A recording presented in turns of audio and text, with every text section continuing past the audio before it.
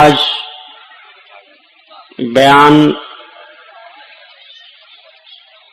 کا عنوان مذہب اسلام اور مذہب اسلام میں مردوں اور عورتوں کے درجے اور مراتب کا بیان۔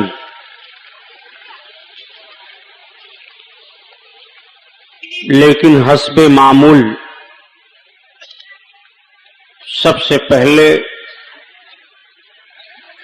نعت پاک رسول صلی اللہ تعالی علیہ وسلم سے بیان کا آغاز ہو۔ اعلی حضرت عظیم البرکت آیت من آیات اللہ معجزۃ من معجزات رسول اللہ امام احمد رضا خان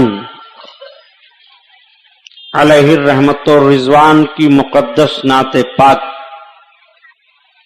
کے چند اشعار عرض کرتا ہوں۔ اعلی حضرت کی نعت کیا ہوتی ہے؟ سیرت رسول صلی اللہ تعالی علیہ وسلم کا کوئی نہ کوئی پہلو ان کی نعت پڑھتے جائیے۔ آقا کریم صلی اللہ تعالی علیہ وسلم کے 63 سالہ مقدس ظاہری زندگی پاک کا کوئی نہ کوئی پہلو آپ کے سامنے آتا جائے گا۔ مولانا ریاض صاحب ناظم اسٹیج اخیر میں ایک نعرہ لگاتے ہیں مسلک اعلی حضرت، آپ کہتے ہو زندہ باد۔ ایک سوال پیدا ہوتا ہے کہ اعلی حضرت کون ہیں؟ یہ کس کو اعلی حضرت کہا جاتا ہے؟ آج سے 50 برس پہلے کہ لوگ ابھی حیات سے ہیں، وہ خود سوچتے ہیں کہ پہلے بھی ہم ایسی محفلوں میں شرکت کرتے تھے، لیکن اعلی حضرت کا نام اتنا نہیں سنتے تھے جتنا اب لیا جاتا ہے۔ مسجد ہو وہاں بھی اعلی حضرت کا نام، محفل ہو وہاں بھی اعلی حضرت کا نام، شرعی مسائل ہوں اس میں بھی اعلی حضرت کا نام، اقتصادی اور ملکی مسائل ہوں اس میں بھی اعلی حضرت کا نام، پرائمری پاٹھ شالاؤں سے لے کر کے یونیورسٹیوں تک اعلی حضرت کا نام، مکتبوں سے لے کر کے دارالعلوم تک اعلی حضرت کا نام، مفکر اپنی فکر میں بھی اعلی حضرت کا نام لیتا ہے، ایک دانشور بھی اعلی حضرت کا نام لیتا ہے، مذہبی ذہن و فکر کے خوگر بھی اعلی حضرت کا ہردم نام لیتے ہیں۔ جو اعلی حضرت کے معتقد ہیں، محبت کرنے والے ہیں، وہ بھی نام لیتے ہیں، اور جن کو اعلی حضرت کے نام سے چڑ ہے وہ بھی نام لیتے ہیں۔ یہ کس شخصیت کا نام اعلی حضرت ہے؟ کس کو اعلی حضرت کہا جاتا ہے؟ مختصر لفظوں میں عرض کر دوں تاکہ آپ کا ذہن و فکر صاف رہے۔ 1856 عیسوی کی تاریخ یاد رکھیے۔ جس ملک میں ہم اور آپ جی رہے ہیں، ہندوستان، اس ملک کے سیاسی اور مذہبی حالات 1856 میں کیسے تھے؟ تو سیاسی حالات پر نہ گفتگو کرتے ہوئے 1856 میں مذہبی ماحول میں آپ کے سامنے مختصر الفاظ میں عرض کرتا ہوں۔ 1856 میں اس ہندوستان میں مسلمانوں میں مذہبی حالات ایسے تھے کہ اچھی خاصی تعداد ان کی اس وقت بھی ہندوستان میں تھی. انگریزوں کی حکومت تھی. انگریزوں نے ہمارے ملک پر غاصبانہ قبضہ کیا تھا اور اپنے نئے نئے ذہنی ایجادات اور اسلام دشمن مخالفتوں کا ماحول بنا کر کے ہندوستان کے ایک ایک فرد کو جسمانی اور ذہنی دونوں اعتبار سے غلام بنا لیا تھا. یہاں کے لوگ بیدار ہوئے. ان کے ذہن و فکر نے پھر بلندی کا چراغ لیا اور اپنے وطن کی حفاظت کا ایک پیغام لے کر کے اٹھے. ایک ماحول گرم ہوا اور ہندوستان کی سرزمین سے انگریزوں کا حکمرانی کا ماحول ختم کر کے آزادی کا چراغ جلایا. بے شک. بات آ گئی تو میں عرض کر دوں، ہندوستان کی آزادی کے تعلق سے صرف 3 دن کے اندر اندر ہندوستان میں 90,000 آدمیوں کا قتل ہوا تھا، جس میں مسلمانوں کا کیا کردار رہا ہے.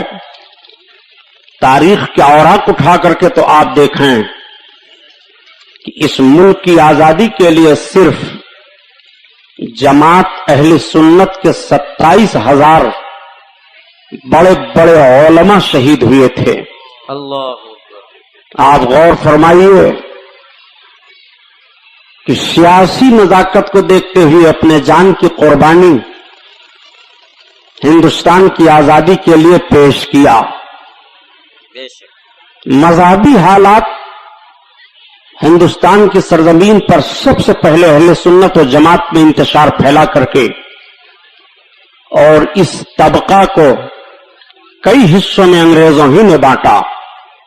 سچ ہے. ویسے تو بہت سارے فرقے اسلامی مخالف میں پیدا ہو چکے تھے.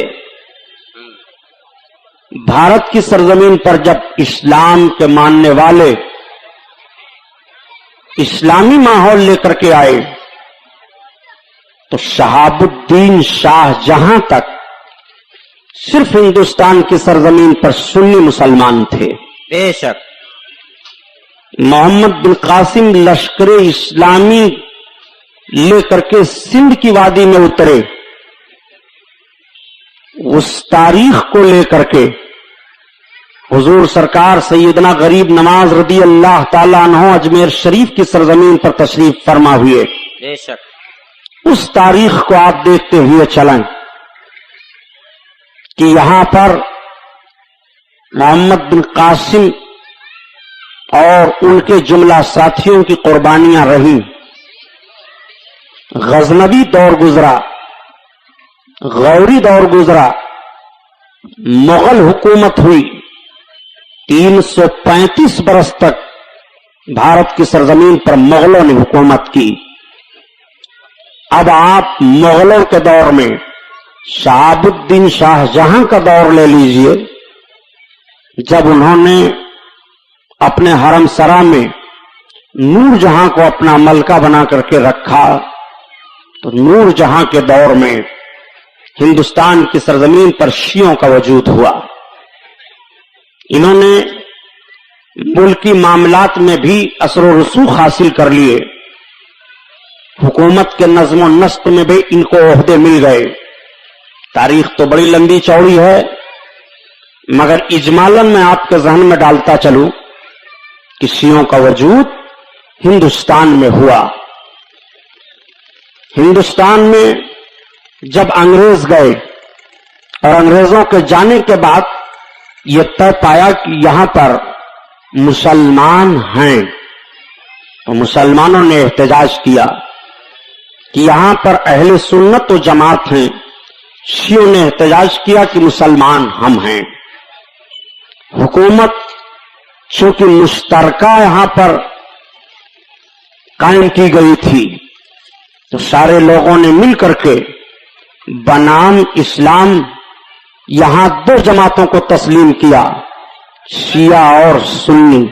सच है। यही वजह है कि हिंदुस्तान के पार्लियामेंट से लेकर के असेंबली राज्यसभा तक जहां आप देखो, हिंदुस्तान में गवर्नमेंट के कागज में अकीदे के एतबार से मुसलमानों के दो ही फिरके तस्लीम किए गए हैं, एक फिरका सुन्नियों का और दूसरा फिरका शियों का। सच है। शियों की मस्जिदें अलग कर दी गईं, उनके औकाफ अलग कर दिए गए, उनका वक्फ बोर्ड अलग कर दिया गया, सुन्नियों का वक्फ बोर्ड अलग कर दिया गया, सुन्नियों की मस्जिदें अलग कर दी गईं। सुन्नियों के आपसी मसाइल सुन्नियों के वक्फ बोर्ड में हल होते थे और शियों के मसाइल उनके वक्फ बोर्ड में जाते थे। अगर सुन्नी हुकूमत हिंद से अपना मुतालबा करता अपने मजहबी मामलात का, तो अपने वक्फ बोर्ड से करता, बेशक। और शिया अगर करते तो अपने वक्फ बोर्ड से करते। अब आइए आप देखिए कि जब सुन्नियों का मामला सामने आया, अंग्रेजों ने बड़ी चालाकी लगाई थी। अपने जहन फिक्र की बुनियाद पर उन्होंने यह अंदाजा लगा लिया था कि हिंदुस्तान का मुसलमान मुकद्दस जमात, इनमें जो वलियों की मानी जा रही है और उलमा की तस्लीम की जा रही है, ये उनके बेहद एहतराम करने वाले हैं और उनकी बातों पर ये हर वक्त लब्बैक कहने वाले हैं। इसलिए अगर इनका जहन फिक्र वलियों और आलिमों से हटा करके उनमें कुछ ऐसे इंतशार के बीज बो दिए जाएं, तो ये तबका ज़हनी इत्तेहाद में जो मुब्तला है वो मुख्तलिफ होकर के फिर आपस में एक दूसरे से लड़ना शुरू कर देगा। सुन रहे हैं मजहबी फितनों को पैदा करना शुरू किया। सबसे पहला हिंदुस्तान की सरजमीन पर जो फितना पैदा हुआ वो ये था कि खुदा झूठ बोल सकता है माज़अल्लाह, लेकिन बोलेगा नहीं। ये बात किताब में लिखी गई, इंतशार हुआ। दूसरा फितना सामने आया, रसूलुल्लाह सल्लल्लाहु तआला अलैहि वसल्लम को दीवार के पीछे का इल्म नहीं है। ये बात भी किताब में लिखी गई, इंतशार हो गया। तीसरा फितना सामने आया कि रसूलुल्लाह का इल्म ज्यादा है कि शैतान और मलकल मौत का इल्म ज्यादा है। शैतान और मलकल मौत के इल्म की ज्यादती का सबूत कुरान से है और रसूलुल्लाह के इल्म की ज्यादती का सबूत कुरान से नहीं है। इंतशार हो गया। एक फितने ने और जन्म ले लिया कि मोहम्मदुर रसूलुल्लाह के बाद अगर किसी और को नबी मान लिया जाए तो उनके आखिरी नबी होने में कोई फर्क नहीं आएगा। जो रब ताला ने कुरान में इरशाद फरमाया कि मोहम्मद आखिरी नबी हैं, तो आखिरी नबी होने का तर्जमा जो फितना पैदा करके पेश किया गया कि नबी को आखिरी नबी मानना, यह आवाम का ख्याल है। यह फितना सामने आ गया। एक फितना मामूली समझ करके पैदा किया गया, लेकिन उसने भी बहुत भारी रुख इख्तियार कर लिया कि मोहम्मद सलाम ने फरमाया है कि एक दिन मैं भी मरकर मिट्टी में मिलने वाला हूं। झूठी हदीस गढ़ ली गई, फितना पैदा हो गया। नबी कौनैन सल्लल्लाहु तआला अलैहि वसल्लम के ताल्लुक से यह फितना पैदा किया गया कि बसा औकात उम्मती अमल में नबी से बढ़ सकता है। फितना पैदा हो गया। फितना यह पैदा किया गया कि नबी की ताजीम कैसी करनी चाहिए। लिख दिया गया किताब में कि अपने बड़े भाई की सी ताजीम की जाए, सो उसमें भी कमी की जाए। फितना पैदा हुआ। नबी को अख्तियार भी है, तो किताब में फितना आ गया कि जिसका नाम मोहम्मद या अली है उसे किसी चीज का इख्तियार नहीं है। फितना पैदा हो गया। फितना यहां तक पैदा हुआ कि अंबियाए किराम और औलियाए किराम की करामतों, उनके मोजज़ात को शोद्दाबाजी और जादू से तशबीह दे करके जादू कह दिया गया। यहां तक फितना पैदा हुआ کہ اگر یا رسول اللہ کہہ کر کے تم یہ عقیدہ رکھتے ہو کہ نبی ہماری آواز سنتے ہیں، ہم مصیبت میں اپنے نبی کو پکاریں اور ہماری مصیبت میں وہ کام آ سکتے ہیں، تو اسلام کے دائرے میں نہیں رہ جاؤ گے، مشرک ہو جاؤ گے۔ یہ ایک فتنہ یہ بھی پیدا کر دیا گیا کہ نبیوں اور ولیوں کی قبروں کو مٹی کا ڈھیر کہا گیا۔ ایک فتنہ یہ بھی سامنے لایا گیا کہ اجمیر شریف کی طرف غریب نواز کے روضہ پر زیارت کی نیت سے سفر کرنا یہ زنا سے بھی بدتر ہے۔ یہ بھی فتنہ سامنے پیدا کر دیا گیا کہ رسول کائنات صلی اللہ علیہ وسلم پر کثرت سے درود پڑھنا بدعت ہے۔ یہ بھی فتنہ پیدا ہوا کہ نبی کونین کو غیب کی باتیں معلوم ہیں کہ نہیں۔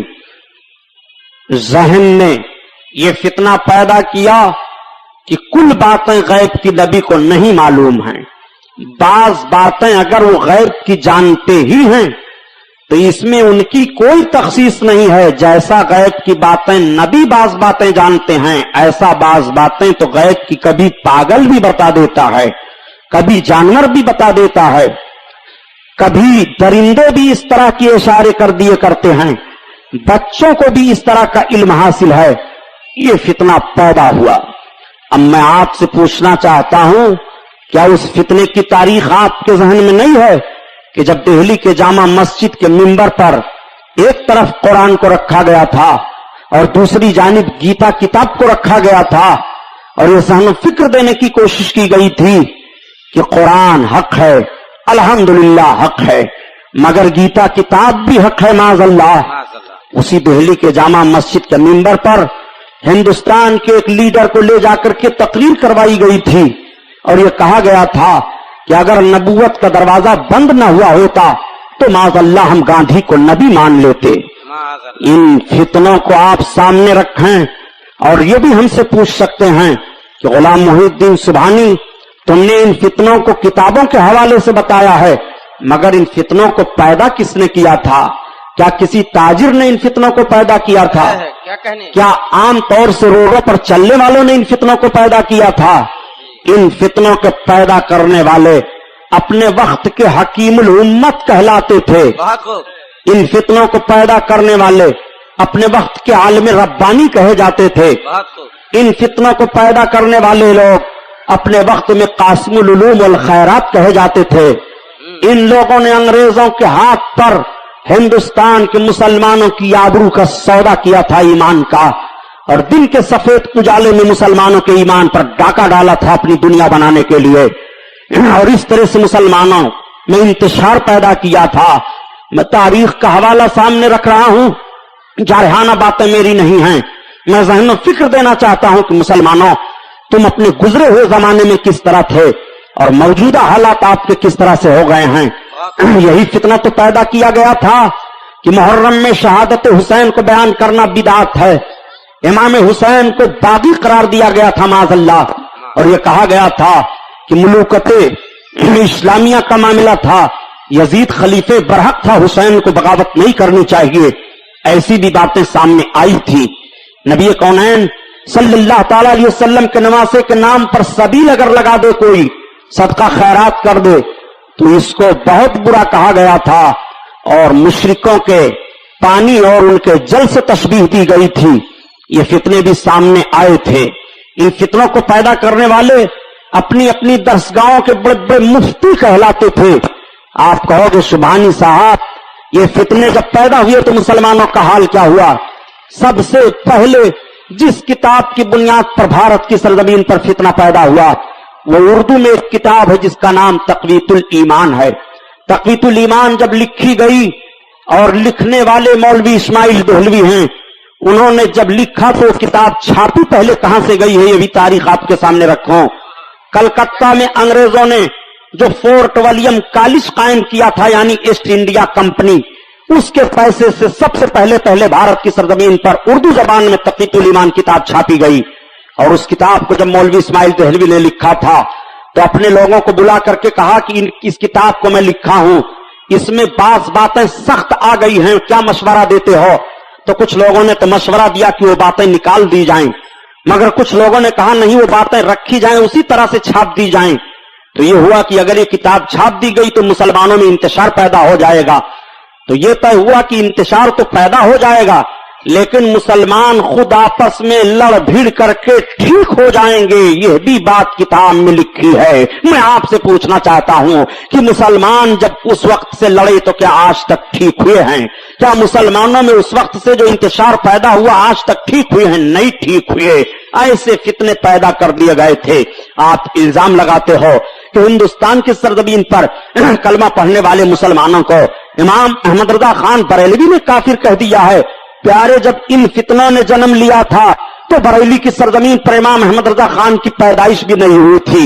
सबसे पहले भारत की सरजमीन पर इन फितनों के खिलाफ लड़ने वाले जो उलमाए अहले सुन्नत हैं, नाम नोट करो, अल्लामा फजल हक खैराबादी हैं, अल्लामा मखसूसुल्लाह शाह देहलवी इस्माइल देहलवी के चचेरे भाई हैं, हजरत अल्लामा फजल रसूल बदायूनी हैं, हजरत अल्लामा अब्दुस्समी रामपुरी हैं, हजरत अल्लामा हसन कानपुरी हैं। ये वो उलमाए अहले सुन्नत हैं जिन्होंने सबसे पहले इन फितनों पर गिरफ्त की थी। और भारत की सरजमीन पर आज आजादी के ताल्लुक से मौलाना अबुल कलाम आजाद का नाम बहुत लिया जा रहा है। मौलाना अबुल कलाम आजाद के बाप मौलाना खैरुद्दीन थे, मौलाना अबुल कलाम आजाद के मामू मौलाना मुनव्वरुद्दीन थे। इन लोगों ने इन फितनों के खिलाफ सबसे पहले जंग की है, और जंग करने के बाद उसी तक़वीतुल ईमान किताब के रद में हिंदुस्तान की सरजमीन पर 250 किताबें लिखी गई थी, जब इमाम अहमद रजा खान बरेली में पैदा भी नहीं हुए थे। ये सारे फितने जन्म ले चुके थे। मैं आपसे पूछना चाहता हूं, अगर इन फितनों में से कोई कलमा पढ़ने वाला मुसलमान किसी फितने का शिकार हो जाए तो फैसला आप दो, क्या वो मुसलमान रह जाएगा? क्या उसका ईमान सलामत रहेगा? क्या वो इस्लाम के दायरे में माना जाएगा? कलमा पढ़ते हुए भी इस्लाम से खारिज नजर आएगा। अगर इन फितनों में से किसी फितने को उसने सही समझ लिया, वो नबी कौनैन के कानून पर और जाहिरी शरई वसूलों पर अमल करते हुए भी नबी कौनैन की मोहब्बत से बहुत दूर रहेगा। और जो नबी की मोहब्बत से दूर हो जाए, इन फितनों में फंस जाए, उसका ईमान सलामत नहीं रहेगा। बेशक। आओ देखो आला हजरत कौन है, बात यह मैं बता रहा था। तारीख आ गई जिमनन तो मैंने अर्ज कर दिया। 1856 ईस्वी में बरेली की सरजमीन पर एक पठान घराने में एक बच्चे की पैदाइश हुई। 13 बरस के बाद वो पढ़ करके आलिम दीन बने। एक इल्जाम लगाया जाता है और बड़ी आसानी से कह दिया करते हैं कि मौलाना अहमद रजा खान और उनके दौर के जिन मौलवियों से उनके कुफरियात पर उनका इख्तिलाफ हुआ है वो सब एक मदरसे में पढ़े थे। इतना बड़ा झूठ माज़ल्लाह रब्बिल आलमीन। आला हजरत अजीमुल बरकत ने अपने वालिद से पढ़ा था।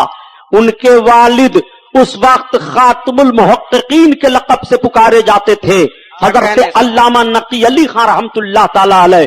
आला हजरत के दादा हजरत अल्लामा रजा अली खान रहमतुल्लाह ताला अलैह थे, जिन्होंने अंग्रेजों से तलवार की जंग की थी और बरेली की सरजमीन पर 200 अंग्रेज मारे गए थे। हजरत अल्लामा रजा अली खान रहमतुल्लाह ताला अलैह की क़यादत में बरेली के मुजाहिदीन ने जो अंग्रेजों से जंग की थी। आला हजरत अजीमुल बरकत 13 बरस के बाद पढ़ करके आलिम दीन हुए। उनके वालिद गिरामी ने उनके हाथ में कलम दे दिया, फतवा लिखना आप शुरू करते हैं। शरीयत के ताल्लुक से जितने फतावे आते आला हजरत लिखते जाते। और फतावे कैसे कैसे आ रहे थे? इन्हीं तमाम फितनों के ताल्लुक से आ रहे थे। इमाम अहमद रजा खान ने लिखना शुरू किया, और जब लिखना शुरू किया और उस वक्त उनके कलम को लोगों ने देखा तो कह दिया कि किल के रजा है खंजरे खूंखार बर्कबार, आदा से कह दो खैर मनाए न शर करें। और ये रजा के नेजे की मार है कि आदू के सीना में गार है, किसे चारा जोई कवार है, ये वार वार से पार है। आला हजरत अजीमुल बरकत जब लिखते रहे और उस वक्त के उलमा ने देखा तो पुकार करके कह दिया कि 14वीं सदी का मुजद्दिद आजम है ये, 14वीं सदी का अजीम शान इंसान है ये, 14वीं सदी का मुजाहिद जलील है ये, 14वीं सदी का मुफक्किर है ये, 14वीं सदी का अजीम मुहद्दिस है, 14वीं सदी का इमाम आजम अबू हनीफा है। इस बात को डॉक्टर अकबाल ने कहा कि अगर इमाम आजम अबू हनीफा होते तो इमाम अहमद रजा खान के फतवों को देख करके वो इनको अपने शागिर्दों में शामिल कर लेते। अल्हम्दुलिल्लाह वो इमाम अहमद रजा खान अलैहि रहमत और रिजवान का कलम था। आला हजरत अजीमुल बरकत ने इन सारे फितनों का जवाब दिया और ऐसा जवाब दिया कि हर हर फितने के ताबूत पर आखिरी कील ठोक दिया। बहुत खूब। हर हर फितने के चेहरे पर कालिक लग गई। हिंदुस्तान का मुसलमान अपने आप को अकीदे की तौर पर महफूज होने लगा। बड़ी अकीदत तो मोहब्बत हो गई। उलमा ने कह दिया तुम हजरत ही नहीं हो अहमद रजा, तुम आला हजरत हो। सुभान अल्लाह। जितने हजरत उस वक्त थे सारे हजरतों में सबसे आला हो, उस वक्त से आला हजरत कहा जाने लगा। आला हजरत अजीमुल बरकत के इस मुजाहिदाना किरदार को देखने के बाद हिंदुस्तान के गोशा गोशा से लोग पुकार उठे कि डाल दी कल्बों में अजमत मुस्तफा, सुभान अल्लाह। डाल दी कल्बों में अजमत मुस्तफा, सैयदी आला हजरत पे लाखों सलाम, लाखों सलाम। अल्लाह सुभान अल्लाह। अल्लाह अल्लाह, ये हैं आला हजरत। आला हजरत को सिर्फ 2 जुमलों में और अर्ज कर दूं, आला हजरत को आला हजरत कहा जाता है, एक एतराज ये होता है, और सरकार को सिर्फ आ हजरत कहा जाता है। तो हमारी जमात के मौलवी नहीं हैं। उन्हीं लोगों में से एक मौलाना कौसर नियाजी हैं। मौलाना कौसर नियाजी बयान करते हैं कि जब बंटवारे के बाद हिंदुस्तान से पाकिस्तान का वजूद आया और पाकिस्तान में उमूर मजहबिया का सबसे पहले सदर मुझको बनाया गया, तो मैं ये समझता था कि इस्लामियात पर मालूमात रखने वाला मुझ जैसा कोई नहीं है। मौलाना कौसर मौजूद थी इस्लामियात पर, और मैंने इतनी किताबें पढ़ लिया था इस्लामियात पर कि जिंदगी में जितने रोटी के टुकड़े तोड़ कर नहीं खाए हैं उतनी किताबों को मैंने पढ़ा था। लेकिन जब मैंने मौलाना इमाम अहमद रजा खान की किताब फतावा रज़विया को पढ़ना शुरू किया तो मुझको ऐसा लगा कि मैं इल्म के समुंदर के किनारे खड़े होकर के अभी सीपियां चुन रहा हूं। वो आला हजरत के फिक़ह की किताब फतावा रज़विया है। यही मौलाना कौसर नियाजी कहते हैं कि जब आ हजरत का लफ्ज बोला जाता है उर्दू जबान में तो उससे इमामुल अंबिया नबी करीम की जाते गिरामी समझी जाती है, और जब आला हजरत का लफ्ज बोला जाता है तो उससे इमामुल अंबिया के एक आशिक इमाम अहमद रजा खान की जात समझी जाती है। यही मौलाना कौसर नियाजी बयान करते हैं कि जब इल्जाम लगाया जाता है कि मौलाना इमाम अहमद रजा खान ने बिदातों को फरोग दिया है तो बड़ा ताज्जुब होता है। हम तो देख रहे हैं कि मौलाना इमाम अहमद रजा खान ने अपने तमाम हम असर उलमा में सबसे ज्यादा बिदातों को खत्म किया है और सबसे ज्यादा बिदातों के खिलाफ लिखा है। जब इमाम अहमद रजा खान से पूछा गया कि कब्रों पर चादरें डालनी कैसी हैं तो आप तहरीर फरमाते हैं कि अल्लाह के वली के मजार पर इजहार अजमत के लिए एक चादर डाल देनी काफी है, बकिया मनो चादरें डालने से कोई फायदा नहीं, उसकी कीमत फकीरों और गरीबों में तकसीम कर दी जाए। आला हजरत से जब सवाल होता है कि मज़ारात पर औरतों का जाना कैसा है तो आला हजरत तहरीर फरमाते हैं कि तुम औरतों का जाना मज़ारात पर पूछ रहे हो, ये नहीं पूछते हो कि कोई औरत जब किसी मज़ार पर जाने के लिए अपने घर से कदम निकालती है तो अल्लाह और फरिश्तों की लानत उस पर होती है, और जिस कब्र पर वो जाती है कब्र वाले की रूह उस पर लानत भेजती है। ये इमाम अहमद रजा खान ने लिखा है। और जब इमाम अहमद रजा खान से सवाल किया गया कि बताओ कव्वाली के ताल्लुक से आपका क्या ख्याल है तो आप तहरीर फरमाते हैं कि मज़ामीर के साथ कव्वाली हराम है, हराम है, हराम है। जब इमाम अहमद रजा खान से ताज़ियादारी के ताल्लुक से सवाल हुआ तो आप तहरीर फरमाते हैं کہ مروجہ تعزیہ داری حرام ہے، حرام ہے، حرام ہے۔ جب امام محمد رضا خان سے مزارات پر چراغاں کرنے کے تعلق سے سوال ہوا تو آپ تحریر فرماتے ہیں کہ کسی اللہ والے کے مزار پر اگر وہاں لوگ گزرتے ہیں اور جاتے ہیں یا راستہ ہے تو چراغ روشن کیا جا سکتا ہے، ورنہ چراغ جلانے سے، مال ضائع کرنے سے کوئی فائدہ نہیں ہے۔ جب امام محمد رضا خان سے اگربتی سلگانے کے تعلق سے قبروں کے پاس سوال ہوتا ہے تو آپ فرماتے ہیں کہ اگر وہاں لوگ فائدہ اٹھانے کے لیے ہیں تو کسی بھی صاحب مزار سے 3 ہاتھ کے فاصلے پر خوشبو کی جائے، ورنہ مال ضائع کرنے سے کوئی فائدہ نہیں ہے۔ امام احمد رضا خان سے جب سوال ہوتا ہے کہ محفل میلاد شریف کا کرنا کیا ہے تو آپ تحریر فرماتے ہیں کہ صحیح روایات کے ساتھ آقا کے عظمتوں کو بیان کرنا باعث برکت ہے۔ جب امام احمد رضا خان سے سوال کیا جاتا ہے تو ان سارے سوالوں کا وہ جواب دیتے ہیں۔ میں آپ سے پوچھنا چاہتا ہوں، امام احمد رضا خان نے بدعتوں کو ختم کیا ہے کہ بدعتوں کو عروج دیا ہے؟ امام احمد رضا خان تو اس دنیا میں آئے بھی نہیں تھے، اس سے پہلے بزرگوں کے روضے پائے جا رہے ہیں، اس سے پہلے عرس ہو رہے ہیں، اس سے پہلے ان کے قبروں پر لوگ حاضری دے رہے ہیں۔ الزام امام احمد رضا خان پر لگایا جا رہا ہے۔ امام احمد رضا خان نے تمہارے کفر کو واضح کر دیا اور مسلمانوں کو متنبہ کر دیا کہ ایمان لوٹنے والی جماعت یہی ہے۔ یہی بنیادی وجہ ہے کہ آج تم چل رہے ہو تو اعلیٰ حضرت کو گالی دے رہے ہو، اپنی مسجدوں میں اعلیٰ حضرت کو گالی دے رہے ہو، اپنی محفلوں میں اعلیٰ حضرت کو گالی دے رہے ہو۔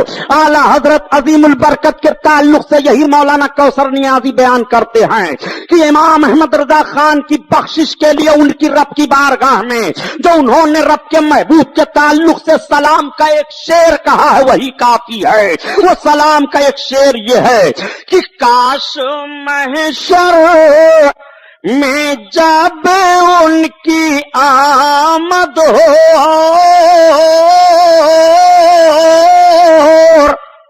بھیجیں سب ان کی شوکت پہ لاکھوں سلام، لاکھوں سلام۔ نعرہ تکبیر، نعرہ رسالت، علامہ سبحانی صاحب قبلہ، مسلک اعلی حضرت، سبحان اللہ۔ یہی مولانا کوثر نیازی بیان کرتے ہیں کہ ہم لوگ اپنے استاذ مفتی شفیع دیوبندی کے پاس بیٹھے ہوئے تھے تو مفتی شفیع نے بتایا کہ جب وہ کہتے ہیں کہ ہم لوگ مولانا اشرف علی تھانوی کے پاس تھے تو جب بریلی شریف میں امام احمد رضا خان کا وصال ہوا اور مولانا اشرف علی تھانوی کو اطلاع ملی تو وہ اپنے دونوں ہاتھوں کو مغفرت کے لیے اٹھا دیتے ہیں، دعائے مغفرت کرتے ہیں، حالانکہ اس کے دعا کی ضرورت اعلی حضرت کو نہیں ہے۔ یہ تو واقعہ جو ہوا وہ میں عرض کر رہا ہوں۔ تو مفتی شفیع دیوبندی بیان کرتے ہیں، مولانا کوثر نیازی ان کی روایت کو بیان کرتے ہیں کہ ہم لوگوں نے کہا کہ حضرت آپ ان کے لیے بخشش کی دعا کرتے ہیں جنہوں نے زندگی بھر آپ کو کافر کہا ہے۔ تو مولانا اشرف علی تھانوی نے کہا میاں یہی تو سمجھنے کی باتیں ہیں، مولانا احمد رضا خان ہماری عبارتوں کا جو مطلب سمجھے تھے اگر وہ کافر نہ ہمیں کہتے تو خود کافر ہو جاتے، اور وہ ہمیں کافر کسی اور بنیاد پر نہیں کہہ رہے ہیں، صرف عشق رسول کی بنیاد پر کہہ رہے ہیں۔ یہ تمہارے گھر کی بولی بول رہا ہوں وہ ہیں اعلیٰ حضرت۔ اعلیٰ حضرت اپنے آقا کی نعت کہتے ہیں اور اتنی اچھی نعت کہتے ہیں کہ اعلیٰ حضرت کی نعت سنو تو ایمان تازہ ہو جائے، سبحان اللہ۔ عشق رسول جوش مارنے لگے، ایک مرد مومن کی نگاہیں برسنے لگتی ہیں، آنکھیں ڈبڈبا جاتی ہیں عظمت رسالت کو سن کر کے۔ اعلیٰ حضرت عظیم البرکات اپنے آقا کی شان میں عرض کرتے ہیں یا رسول اللہ زمین و زمان تمہارے لیے، مکین و مکان تمہارے لیے، تمہارے لیے، زمین و زمان تمہارے لیے، مکین و مکان تمہارے لیے، تمہارے لیے۔ یہ کیوں کہا اعلیٰ حضرت نے؟ بس اسی بات کو بتا کر کے اپنے عنوان پر بیان کروں گا۔ آؤ دیکھو بات آ گئی تو ایمان تازہ کر لو۔ اللہ تعالیٰ نے حضرت آدم علیہ السلام کو پیدا فرمایا اور جب تک اس کی مشیت تھی حضرت آدم علیہ السلام جنت میں رہے، اور جب جنت سے وہ دنیا کی طرف منتقل فرمائے گئے تو دنیا میں کہاں آئے تھے حضرت آدم؟ آپ جانتے ہوں گے کہ لنکا کی سرزمین پر حضرت آدم علیہ السلام جنت سے دنیا میں تشریف لائے. جس پہاڑی پر حضرت آدم علیہ السلام قدم اپنا رکھتے ہیں آج بھی لنکا میں وہ پہاڑی موجود ہے جو 10,000 کی فٹ کی اونچائی پر ہے. اس پر حضرت آدم علیہ السلام کے دونوں قدم پاک کے نشان بنے ہوئے ہیں. حضرت آدم علیہ الصلوۃ والتسلیم جنت سے منتقل فرمائے گئے تو حضرت آدم اپنی اس لغزش پر آج کچھ لوگ بڑی ڈھٹائی کے ساتھ کہہ دیا کرتے ہیں کہ حضرت آدم نے غلطی کی تھی. نبی کے لیے غلطی کا لفظ مت استعمال کرو. قرآن شریف میں رب تعالیٰ حضرت آدم کے اس خطائے اجتہادی کو زلط کے لفظ سے ارشاد فرماتا ہے. زلط کا لفظ عربی ہے, اس کا اردو میں ترجمہ ہوتا ہے کہ پھسل جانا, لغزش کھا جانا, اپنے سوچو بچار میں دھوکہ کھا جانا. حضرت آدم علیہ السلام کی یہ لغزش ان کے خطائے اجتہادی کی بنیاد پر ہے. حضرت آدم علیہ السلام نے جان بوجھ کر کے یہ لغزش نہیں کی تھی, لغزش ہو گئی تھی. حضرت آدم علیہ السلام اس اپنی لغزش پر 300 برس تک روتے رہے, آنسو بہاتے رہے. لیکن حضرت آدم علیہ السلام کے دل میں ایک روز یہ بات آ گئی کہ جب مجھے پیدا کیا گیا تھا اور میں نے آنکھیں کھولی تھی تو میں نے اپنے رب کے نام کے ساتھ ایک نام لکھا ہوا دیکھا تھا, محمد. تو حضرت آدم علیہ السلام رب کی بارگاہ میں عرض کرتے ہیں, اللہم اسألوک بحق محمد, اے اللہ میں تیری بارگاہ میں محمد کے توسل سے اپنے خطائے اجتہادی کی معافی مانگتا ہوں. تو ندا آتی ہے, آدم تمہاری خطا معاف کر دی گئی, مگر آدم یہ تو بتاؤ کہ اس نام کا علم تمہیں کیسے ہوا؟ حالانکہ رب جان رہا ہے, مگر پھر بھی اپنے محبوب کی اظہار عظمت کے لیے رب تعالیٰ حضرت آدم سے سوال فرما رہا ہے, آدم یہ تو بتاؤ کہ تمہیں اس لفظ کا علم کیسے ہوا؟ تو حضرت آدم عرض کرتے ہیں, میرے مولا جب تو نے مجھے پیدا کیا اور میں نے نگاہ کھولی تو میں نے دیکھا کہ تیرے نام کے ساتھ لکھا ہوا ہے محمد رسول اللہ, تو میں نے جان لیا کہ اپنے نام کے ساتھ تو نے جس نام کو لگایا ہے یہ تیرے مخلوق میں سب سے زیادہ تیرے محبوب ہے. تو رب تعالیٰ کی طرف سے ندا آئی, ہاں آدم اگر وہ میرا محبوب نہ ہوتا تو نہ میں تمہیں پیدا کرتا نہ زمین و آسمان کو پیدا کرتا. اعلیٰ حضرت اسی کی ترجمانی فرماتے ہیں کہ زمین و زمان تمہارے لیے, مکین و مکان تمہارے لیے, تمہارے لیے, اور یا رسول اللہ چنی و چونا تمہارے لیے, بنے دو جہاں تمہارے لیے, ہم آئے یہاں تمہارے لیے, اٹھے بھی وہاں تمہارے لیے, تمہارے لیے, زمین و زمان تمہارے لیے, مکین و مکان تمہارے لیے, تمہارے لیے. اور ایک شعر اور سن لو پیارے, ایمان تازہ ہو جائے. بات سمجھ میں آ رہی ہے نا؟ ورنہ آپ سوچو کہ سبحانی صاحب کربلا کا بیان نہیں کر رہے ہیں, کل سے انشاءاللہ وہی بیان شروع ہوگا. اور سارا جھگڑا سمجھنے کا ہے. سمجھ سے اس طرح لڑتے ہیں بیچارے کہ سارا اختلاف سمجھنے کا. اپنی سمجھ کو درست رکھو. دیکھو اعلی حضرت کی نعت, خلیل و نجی مسیح و صفی سبھی سے کہیں نہ بنی. خلیل لقب ہے حضرت ابراہیم کا, اور صفی لقب ہے حضرت آدم کا, اور نجی لقب ہے حضرت نوح کا, اور مسیح لقب ہے حضرت عیسیٰ مسیح کا. اعلی حضرت عظیم البرکت ایک واقعے کی طرف, ایک ہونے والے واقعے کی طرف اشارہ فرماتے ہیں کہ جب قیامت کا میدان ہوگا تو اس کو عرض کروں گا تو بہت لمبا بیان ہوگا, بہت آپ سنے ہوں گے, کیسٹیں بھی تیار ہیں, اس میں آپ سنتے رہتے ہیں. آقا کریم صلی اللہ علیہ وسلم کی عظمت دیکھیے. قیامت کا میدان ہوگا, قیامت کے میدان میں سارے لوگ مددگار تلاشیں گے. آج اگر آپ کہہ دو یا رسول اللہ آغثنی, میرے آقا میری مدد کرو, تو زبان روک لی جاتی ہے, تم بدعتی ہو, شرک کر دی ہو. ایسا جملہ مت زبان سے نکالو، صرف اللہ کو پکارو. آؤ ذرا قیامت کا نقشہ سامنے رکھ لو. قیامت کے میدان میں سارے لوگ مددگار تلاشیں گے. قیامت کے میدان میں سب یہی اگر کہیں یا اللہ ہمیں نجات دے دے، یا اللہ ہمیں نجات دے دے، تو نجات پا جائیں گے. قیامت کے دن سارے لوگ مددگار تلاشیں گے کہ رب کی بارگاہ میں اپنے لیے کسی کو وسیلہ بناؤ اور رب سے مدد مانگو. تو سب تلاشیں گے، حضرت آدم کے پاس جائیں گے. آپ کے ہم سب اولاد ہیں، آپ ابو البشر ہو. اے حضرت آدم علیہ السلام، ہم سب آپ کی اولادیں ہیں. ہماری حالت کو دیکھو، ہماری زبانیں پیاس سے باہر نکل آئی ہیں، ہم پسینے میں شرابور ہیں. رب کی بارگاہ میں ہماری فریاد کو پہنچ جاؤ، رب سے ہمیں نجات دلا دو. تو حضرت آدم فرمائیں گے اذهبوا الی غیری، میرے علاوہ کہیں اور جاؤ. چلو نفسی نفسی، آج تو میں خود اپنے میں ہوں. اب سب لوگ حضرت ابراہیم خلیل اللہ کی بارگاہ میں آئیں گے، عرض کریں گے حضور ہماری پریشانی کو آپ دیکھو، ہم کس طرح پریشان ہیں، رب کی بارگاہ میں ہماری مدد کر دو، ہمیں رب سے نجات دلا دو. تو حضرت ابراہیم ارشاد فرمائیں گے اذهبوا الی غیری، میرے علاوہ چلو کہیں چلو اور. اب سارے لوگ حضرت نوح پیغمبر کی بارگاہ میں آئیں گے اور آپ سے عرض کریں گے حضور آپ آدم ثانی ہو، آپ کا لقب نجی ہے، میرے آقا آپ ہمارے اوپر کرم فرما دو، آج رب کی بارگاہ میں ہمیں نجات دلا دو. یہ جو ہم سب پر مصیبت ہے، قیامت کی پریشانیاں ہیں، اس سے ہم نجات پا جائیں. تو حضرت نوح بھی یہی فرمائیں گے میرے علاوہ کہیں اور جاؤ.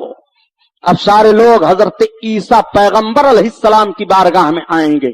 ایک بات میں عرض کروں، سارے لوگ حضرت آدم، حضرت ابراہیم، حضرت نوح، حضرت عیسیٰ، ان سب کی بارگاہ میں کیوں جا رہے ہیں؟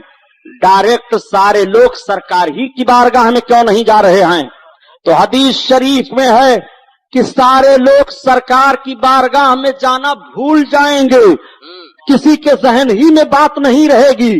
آج تقریروں میں آپ سن رہے ہو، اس کو کتابوں میں پڑھ رہے ہو، محدث لوگ اس حدیث کو بیان کر رہے ہیں، سارے لوگ جان رہے ہیں، لیکن قیامت کے دن سارے لوگوں کے ذہن سے یہ بات محو کر دی جائے گی.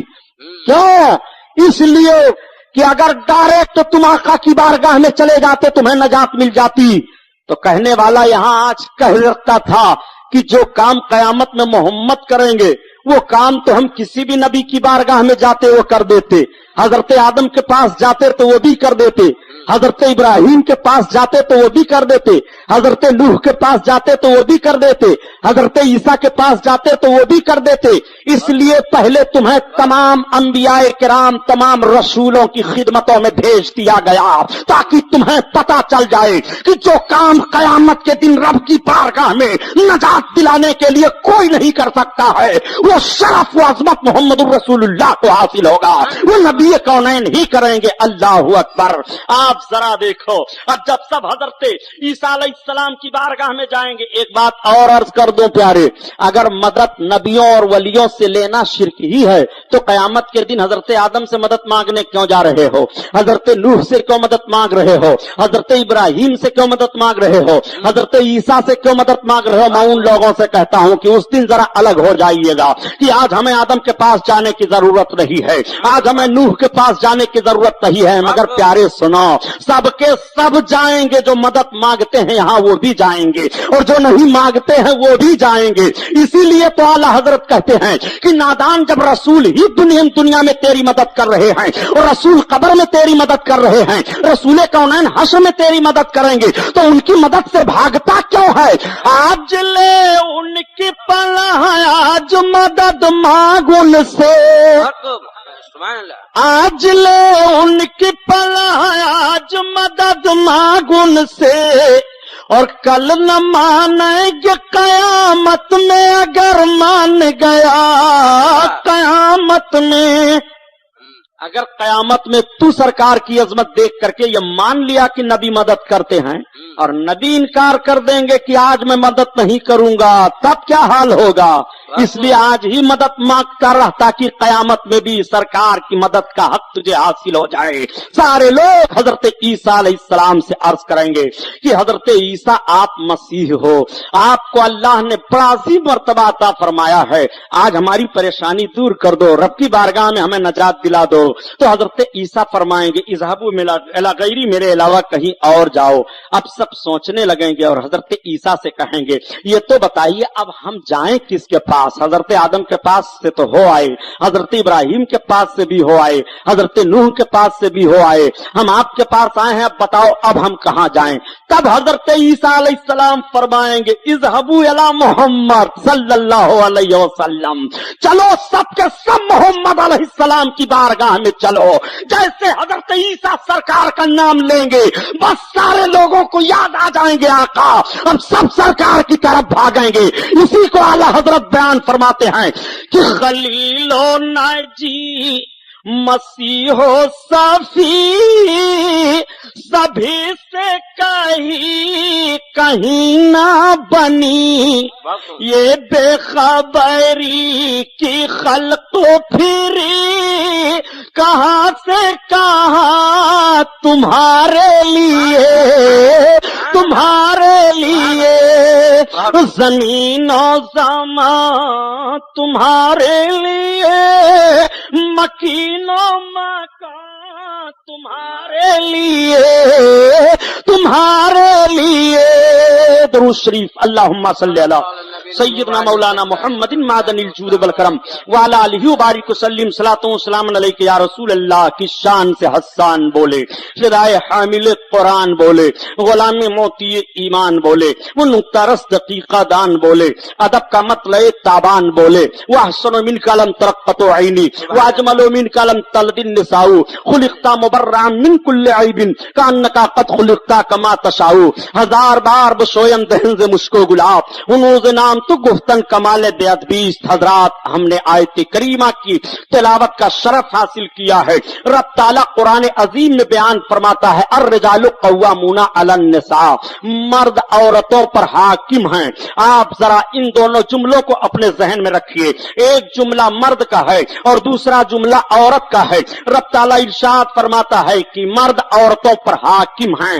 अब पता ये चला कि मर्द हाकिम हैं और औरतें महकूम हैं, मर्द जिम्मेदार हैं और औरतें मर्दों की जिम्मेदारी में हैं। आप जरा देखिए कि इस्लाम जब नहीं आया था दुनिया में, नबी कौनैन सल्लल्लाहु तआला अलैहि वसल्लम इस दुनिया में जब तशरीफ नहीं लाए थे तो सारी दुनिया की तारीखें आप सामने रख डालिए। सबसे ज्यादा भयानक तारीख अरब की दिखाई देती है। अरब की सरजमीन पर हालात तो ऐसे बिगड़े हुए थे कि बाज कबीलों में ये दस्तूर राइज हो गया था कि लड़कियां जन्म लेती तो फौरन मार दी जाती थी। कोई लड़की किसी बाप की गोद में खेलने के लिए उसको हिस्सा नहीं मिलता था, वो माँ के आंचल से लिपट नहीं सकती थी, माँ की गोद में वो बच्ची आती नहीं थी। पैदाइश के बाद उस बच्ची को खींच लिया जाता और मारने वाले अकारिब नहीं होते थे, मारने वाला कोई भाई नहीं होता था, मारने वाला बाप ही होता था।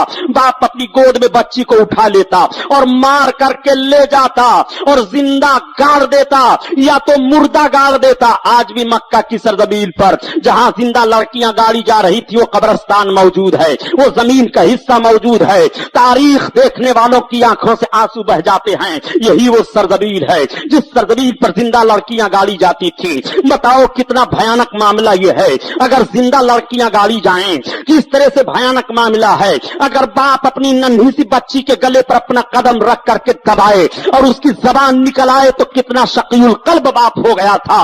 नबी कौनैन सल्लल्लाहु तआला अलैहि वसल्लम जब इस दुनिया में तशरीफ लाते हैं, ऐलान नबूवत होता है। आका करीम सल्लल्लाहु अलैहि वसल्लम इरशाद फरमाते हैं खबरदार अब कोई भी अपनी किसी बच्ची को मारे नहीं। नबी का यह पैगाम बड़ा नश्र कर जाता है। मक्का वाले चौंक जाते हैं। मोहम्मद का यह पैगाम है कोई अपनी बच्ची को न मारे, कोई अपनी बच्ची को कत्ल न करे। सहाबा अर्ज करते हैं या रसूल अल्लाह बच्चियों को कत्ल नहीं किया जाएगा, फजीलत क्या है? आका इरशाद फरमाते हैं सुनो, तुम्हारी बच्चियां तुम्हारे लिए रहमत रहमत इलाही का जरिया हैं। नबी कौनैन ने जब ये पैगाम नशर फरमाया, मक्का की सरजमीन पर यह आवाज गूंजती है, सबसे पहले पहले अपनी बच्चियों को मारो नहीं, तुम्हारी बच्चियां तुम्हारे लिए रहमत इलाही का जरिया हैं। तो बापों के दिल महसूस करके रह जाया करते हैं। कुछ ऐसे भी थे नबी कौनैन की बारगाह में जो कलमा पढ़ करके मुसलमान हो गए थे, लेकिन वो अपने पहले के वाक़े को याद करते हैं तो आंखें रोने लगती हैं। एक सहाबी सरकार की बारगाह में हाजिर हैं, अर्ज करते हैं या रसूल अल्लाह, आपका ज़बान फैज़ तर्जमान बोल रहा है कि बच्चियों को कत्ल न किया जाए, रहमत इलाही का जरिया है, मगर या रसूल अल्लाह मैंने अपने इन हाथों से 11 बच्चियों को मार करके गाड़ दिया है। या रसूल अल्लाह मैंने जब 11वीं बच्ची को मारा तो मामला ये था कि या रसूल अल्लाह मैं तिजारत के लिए जा रहा था, मेरी बीवी हामिला थी, मैंने कह दिया था कि अगर बच्ची पैदा होगी तो उसे मार डालना और बच्चा पैदा होगा तो उसकी हिफाजत करना। मैं जब वापस आया तो या रसूल अल्लाह अपने घर को खाली पाया। मैंने अपने बीवी से पूछा ये तो बताओ कि वजह हमल तुम्हें हुआ था कि नहीं? मेरी बीवी ने बताया नहीं, वजह हमल हुआ था, बच्ची पैदा हुई थी, तुमने बच्ची को क्या किया? जैसा आपने कहा था उस तरह से मैंने बच्ची को गायब कर दिया। मां ने बहाना बना दिया। मां का ममता किस तरह से होता है अपने बच्चे और बच्चियों के लिए, मगर उस वक्त की माएं किस तरह से मजबूर कर दी गई थी। हुआ था वाकया ये कि एक पड़ोस के घर में आपने उस बच्ची को भेज दिया था। वो बच्ची पल पढ़ करके बड़ी हो गई। वो बच्ची कभी कभी अपने मां के पास आ जाया करती थी और मां बड़े प्यारो मोहब्बत से बच्ची को देख करके आंसू बहा लिया करती थी। एक रोज या रसूल अल्लाह मेरी निगाह पड़ गई, मैंने देखा कि मेरी औरत अपनी बच्ची से प्यार कर रही है। मैंने पूछा ये कौन सी बच्ची है जो तुम्हारी गोद में मचल रही है? औरत की आंखें भीग गई। उसने कहा अगर मेरी इस बच्ची को मारो ना तो मैं पूरा वाकया बता दूं। मामला ये है कि जो वजह हमल हुआ था यही वो मेरी बच्ची है। मेरी ममता ने इजाजत नहीं दी, मैंने इसकी हिफाजत कर ली थी और मैंने पड़ोस के घर में भेज दिया था। इतना सुनना था कि कहते हैं या रसूल अल्लाह मेरा कलेजा उस वक्त फटने लगा। मैंने उसकी गोद से बच्ची को छीन लिया और जब मेरी औरत दौड़ी बचाने के लिए तो मैंने उसे भी ज़रबें दे दी, उसको भी चोट आई। मैं ले करके मैदान की तरफ भागा। मैं जब भाग करके गया या रसूल अल्लाह वो मेरी बच्ची समझ बूझ वाली हो गई थी। मां ने बता दिया था कि ये तुम्हारे बाप हैं, वो अब्बा कह लेती थी। या रसूल अल्लाह जब मैं गड्ढा खोदने लगा तो मेरी बच्ची बैठ गई थी। गड्ढे की मट्टी को मेरी बच्ची हटा रही थी। बच्ची को क्या मालूम कि इसी गड्ढे में मुझे दफन किया जाएगा। या रसूल अल्लाह जब मैंने गड्ढा तैयार कर दिया और उठा करके बच्ची को उसमें दबोचा तो उसकी आंखें मेरी तरफ देख रही थी और उसने अपनी जबान से कहा था, इतना जुमला मुझे याद है या रसूल अल्लाह, ए परवरदिगार ये बच्चियां कब तक गाड़ी जाती रहेंगी?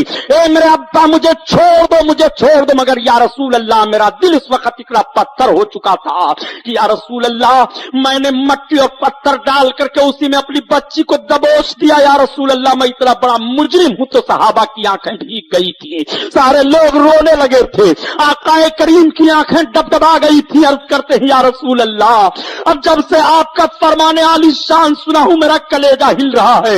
या रसूल अल्लाह मेरी खता कैसे माफ होगी? या रसूल अल्लाह मैं इतना बड़ा मुजरिम हूं।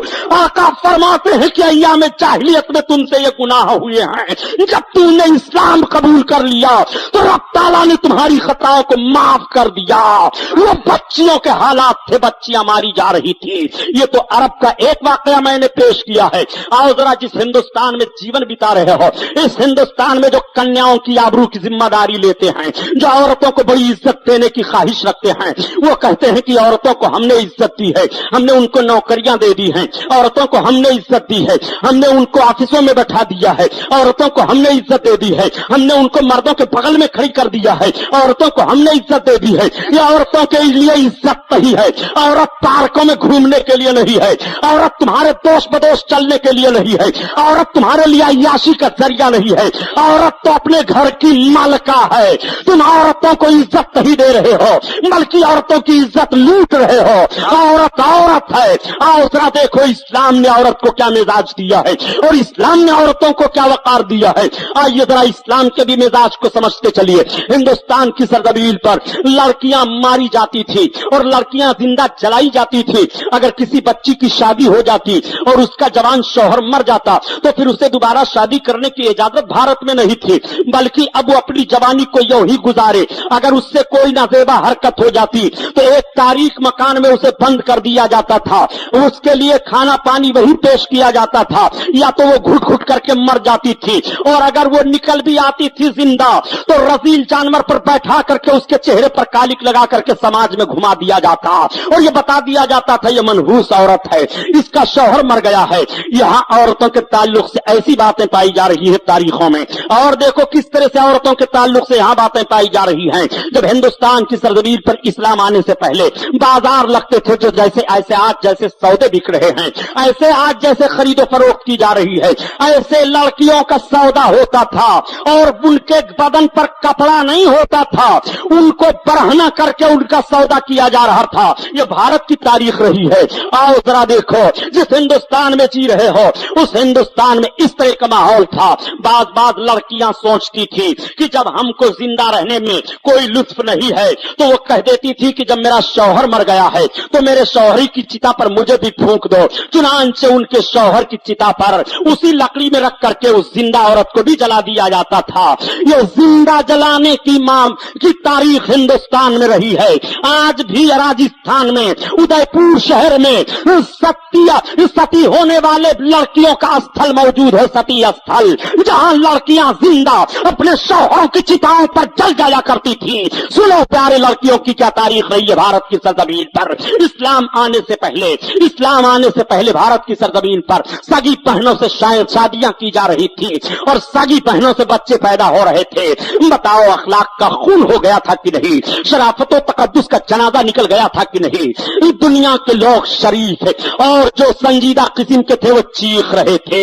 नबी कौनैन सल्लल्लाहु अलैहि वसल्लम ने कैसा वक़ार अता फरमा दिया। नबी का फरमान तो मक्का में जारी होता है कि लड़कियों को मारो नहीं, मगर ये फरमान सारी दुनिया में फैल जाता है और सारी दुनिया की बच्चियां महफूज कर दी जाती हैं। मेरे सरकार तशरीफ फरमा है, बैठे हुए हैं, एक यतीमा बच्ची लाई जाती है। लाने वाले अर्ज करते हैं या रसूल अल्लाह, इसका ना बाप है ना इसके पास कोई माँ है, ये छोटी सी बच्ची है। नबी अपनी गोद में उस बच्ची को ले लेते हैं। अब आप जरा कुर्बान जाइए, जो बाप गोदों से माओ के बच्चियों को छीन कर मारते थे वो देख रहे हैं कि आज बच्ची नबी कौनैन की गोद में बैठ करके मुस्कुरा रही है। नबी कौनैन ने बच्चियों को कितना वक़ार दिया है। मेरे साथ मेरे आका उस बच्ची से प्यार फरमाते हैं और इरशाद फरमाते हैं, कौन है जो इस बच्ची की परवरिश करेगा।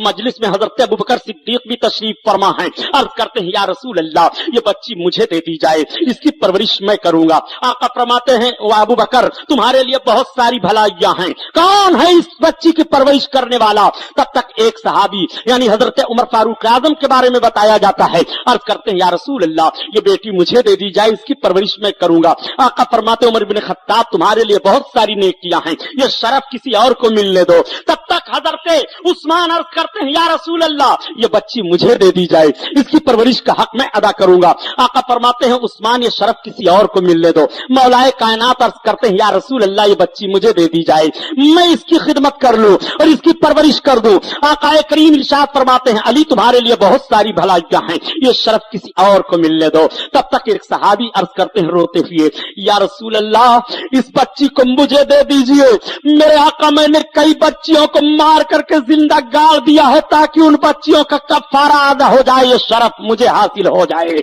आका फरमाते हैं आओ करीब आओ। जब करीब गए तो सरकार ने उन्हें वो बच्ची अता फरमा दी है। वो बच्ची को ले जाते हैं और परवरिश करते हैं। मैं आपसे पूछना चाहता हूं, अपनी बच्चियों की परवरिश नहीं हो रही थी, आज यतीमा बच्ची की परवरिश रसूल के गोद से हो रही है। वक़ार किसने अता फरमाया है? कौन है तुम्हारे लिए? बुखारी शरीफ की हदीस है, नबी फरमाते हैं सितारम मिनन्नार हिजाबम मिनन्नार, ये बच्चियां अपने माँ और बाप को जहन्नम से बचाने के लिए पर्दा है, जहन्नम से बचाने के लिए आड़ है। अल्लाह अल्लाह, अब आपसे मैं पूछ रहा हूँ, नबी फरमाते हैं कि बच्ची अपने बाप को जहन्नम से बचाने के लिए पर्दा है, बच्ची अपने माँ बाप को जहन्नम से बचाने के लिए आड़ है। तो जब बच्चियों को यह शरफ हासिल है तो इमाम हुसैन को कितना शरफ हासिल होगा। क्या नवासे रसूल जहन्नम से आजादी के लिए नहीं है? क्या नवासे रसूल तुम्हें जन्नत नहीं दिला मिला सकते हैं। अरे प्यारे सुनो, जब बच्चियां अपने माँ बाप के लिए जन्नत का जरिया है, पर्दा है जहन्नम से बचाने के लिए, तो जिन बच्चियों को ये वकार मिला है उस रसूल हाशमी का हाल क्या होगा, नबी कौनैन का सल्लल्लाहु अलैहि वसल्लम का करीमाना हाल क्या होगा। आओ मेरे आका जब ये इरशाद फरमाते हैं तो बच्चियां मुस्कुरा पड़ती हैं। अब वही बच्चियां जो मारी जा रही हैं, माओ के गोद में उनकी परवरिश हो रही है, बाप का प्यारो मोहब्बत पा रही है, और जब होश संभालती हैं तो अपने माओ जिस रसूल ने हमें जिंदगी अता की है, ए माँ हमें उस रसूल की जियारत करा दो जिस रसूल ने ऐलान किया है कि बच्चियां अपने माँ बाप की बख्शिश के लिए जहन्नम से आड़ हैं। नबी कौनैन सल्लल्लाहु ताला अलैहि वसल्लम पर कुर्बान जाओ। आका किस तरह से बच्चियों का वकार बयान फरमा रहे हैं और किस तरह से नबी कौनैन इज्जत अता फरमा रहे हैं। ये तो बच्चियों का मामला है। बच्ची पैदा हो तो रहमत इलाही का जरिया है, बच्ची घर में पैदा हो तो माँ बाप को जहन्नम से बचाने के लिए आड़ है। बच्ची पैदा होती है तो रब के महबूब फरमाते हैं खैर बरकत नाजिल होती है। यही वजह है कि नबी कौनैन फरमाते हैं कि अगर तुम्हारे पास बच्चे और बच्चियां दोनों हैं और तुम कोई तोहफा लाओ तो सबसे पहले बच्ची को तोहफा दो, सबसे पहले तुम्हारे घर की बच्चियां पाएं, फिर अपने बच्चों को तोहफा दो। देखो सरकार ने किस तरह से बच्चों पर बच्ची की फजीलत को बयान कर दिया है। आपका लख्ते जिगर आपके सामने मौजूद है, बुढ़ापे में यही आपका सहारा बनेगा। बच्ची तो दूसरे के घर दौलत बन करके चली जाएगी, लेकिन नबी ने किस तरह से बच्चियों को सराहा है। आका फरमाते हैं तुम तोहफा पेश करो तो सबसे पहले बच्ची को पेश कर दिया करो, उसका दिल न टूटने पाए। जिन बच्चियों को मनहूस समझा जाता था और बाप चेहरा देखने के लिए गवारा नहीं करता था, उन बच्चियों के ताल्लुक से नबी फरमाते हैं सबसे पहले तोहफा उन्हें पेश कर दिया जाए, सबसे पहले उनका दिल रखा जाए। नबी कौनैन ने और कौन सी इज्जत अता फरमाई है जरा देखो। ये बच्ची हैं, अपने माँ बाप को जहन्नम से बचाने के लिए आड़ है, जहन्नम से बचाने के लिए पर्दा है। कैसे जहन्नम से बचाने के लिए आड़ और पर्दा होती है, एक वाकया अर्ज करता चलो, दरूद पाक पढ़ लो ताकि ईमान ताजा हो जाए। अल्लाहुम्मा सल्ली अला सय्यदना मौलाना मुहम्मदिन मादनिल जूद वल करम व अला आलिहि व बारिक वसल्लिम सलातो सलाम अलैका या रसूल अल्लाह। आजकल के बच्चियों के हालात को भी अपने निगाहों के सामने आप रखते चलिए। यही हज का महीना जो गुजर गया है, तारीख इस्लाम में ये बात मौजूद है। हजरत अब्दुल्ला इब्न मुबारक रदी अल्लाह ताला अन्हु एक अल्लाह के बड़े नेक बंदे हैं, वो हज करने के लिए अपने पूरे काफिला के साथ हज के महीने में जा रहे थे। पहले का दस्तूर ये था कि लोग काफिला बना करके हज करने के लिए जाया करते थे। आज की तरह से नई सवारियां नहीं थी, ये उड़ने वाला जहाज नहीं था कि जिसकी बुनियाद पर 1 घंटे में मक्का शरीफ या मदीना तैयबा पहुंच जाया जाए, बल्कि महीनों महीना चलना पड़ता था। लोग काफिला की शक्ल में चलते रहते थे। हजरत अब्दुल्ला इब्न मुबारक बयान करते हैं कि हम भी अपने पूरे काफिला के साथ हज करने के लिए गए। जब मक्का शरीफ सिर्फ 2 मंजिल रह गया तो एक मैदान में हम सब लोग ठहरे। रात में ज्यादा लोग चलते थे और दिन में तपिश की बुनियाद पर, धूप की शिद्दत की बुनियाद पर वो कयाम कर लिया करते थे। हजरत अब्दुल्ला इब्न मुबारक कहते हैं कि एक मैदान में हम सब लोग ठहर गए, वहां कुछ लोगों का और काफिला आया ठहर गया। सारे लोगों ने अपना अपना खेमा लगा लिया। धूप बड़ी शिद्दत की फैल रही थी, दोपहर का वक्त था। जरा जहन पर जोर दे करके सोचिएगा कि दोपहर का वक्त है, धूप बड़ी शिद्दत की है। हजरत अब्दुल्ला इब्न मुबारक कहते हैं कि सारे लोग अपने अपने खेमों के अंदर अपने मुंह को छुपाए हुए धूप से बच रहे हैं। जरा देखो, उसी काफिला में जो आकर के और ठहर गया था, एक और बच्ची थी, उसके पास तो उसके भाई थे, उसकी मां है, वो भी जा रहे थे।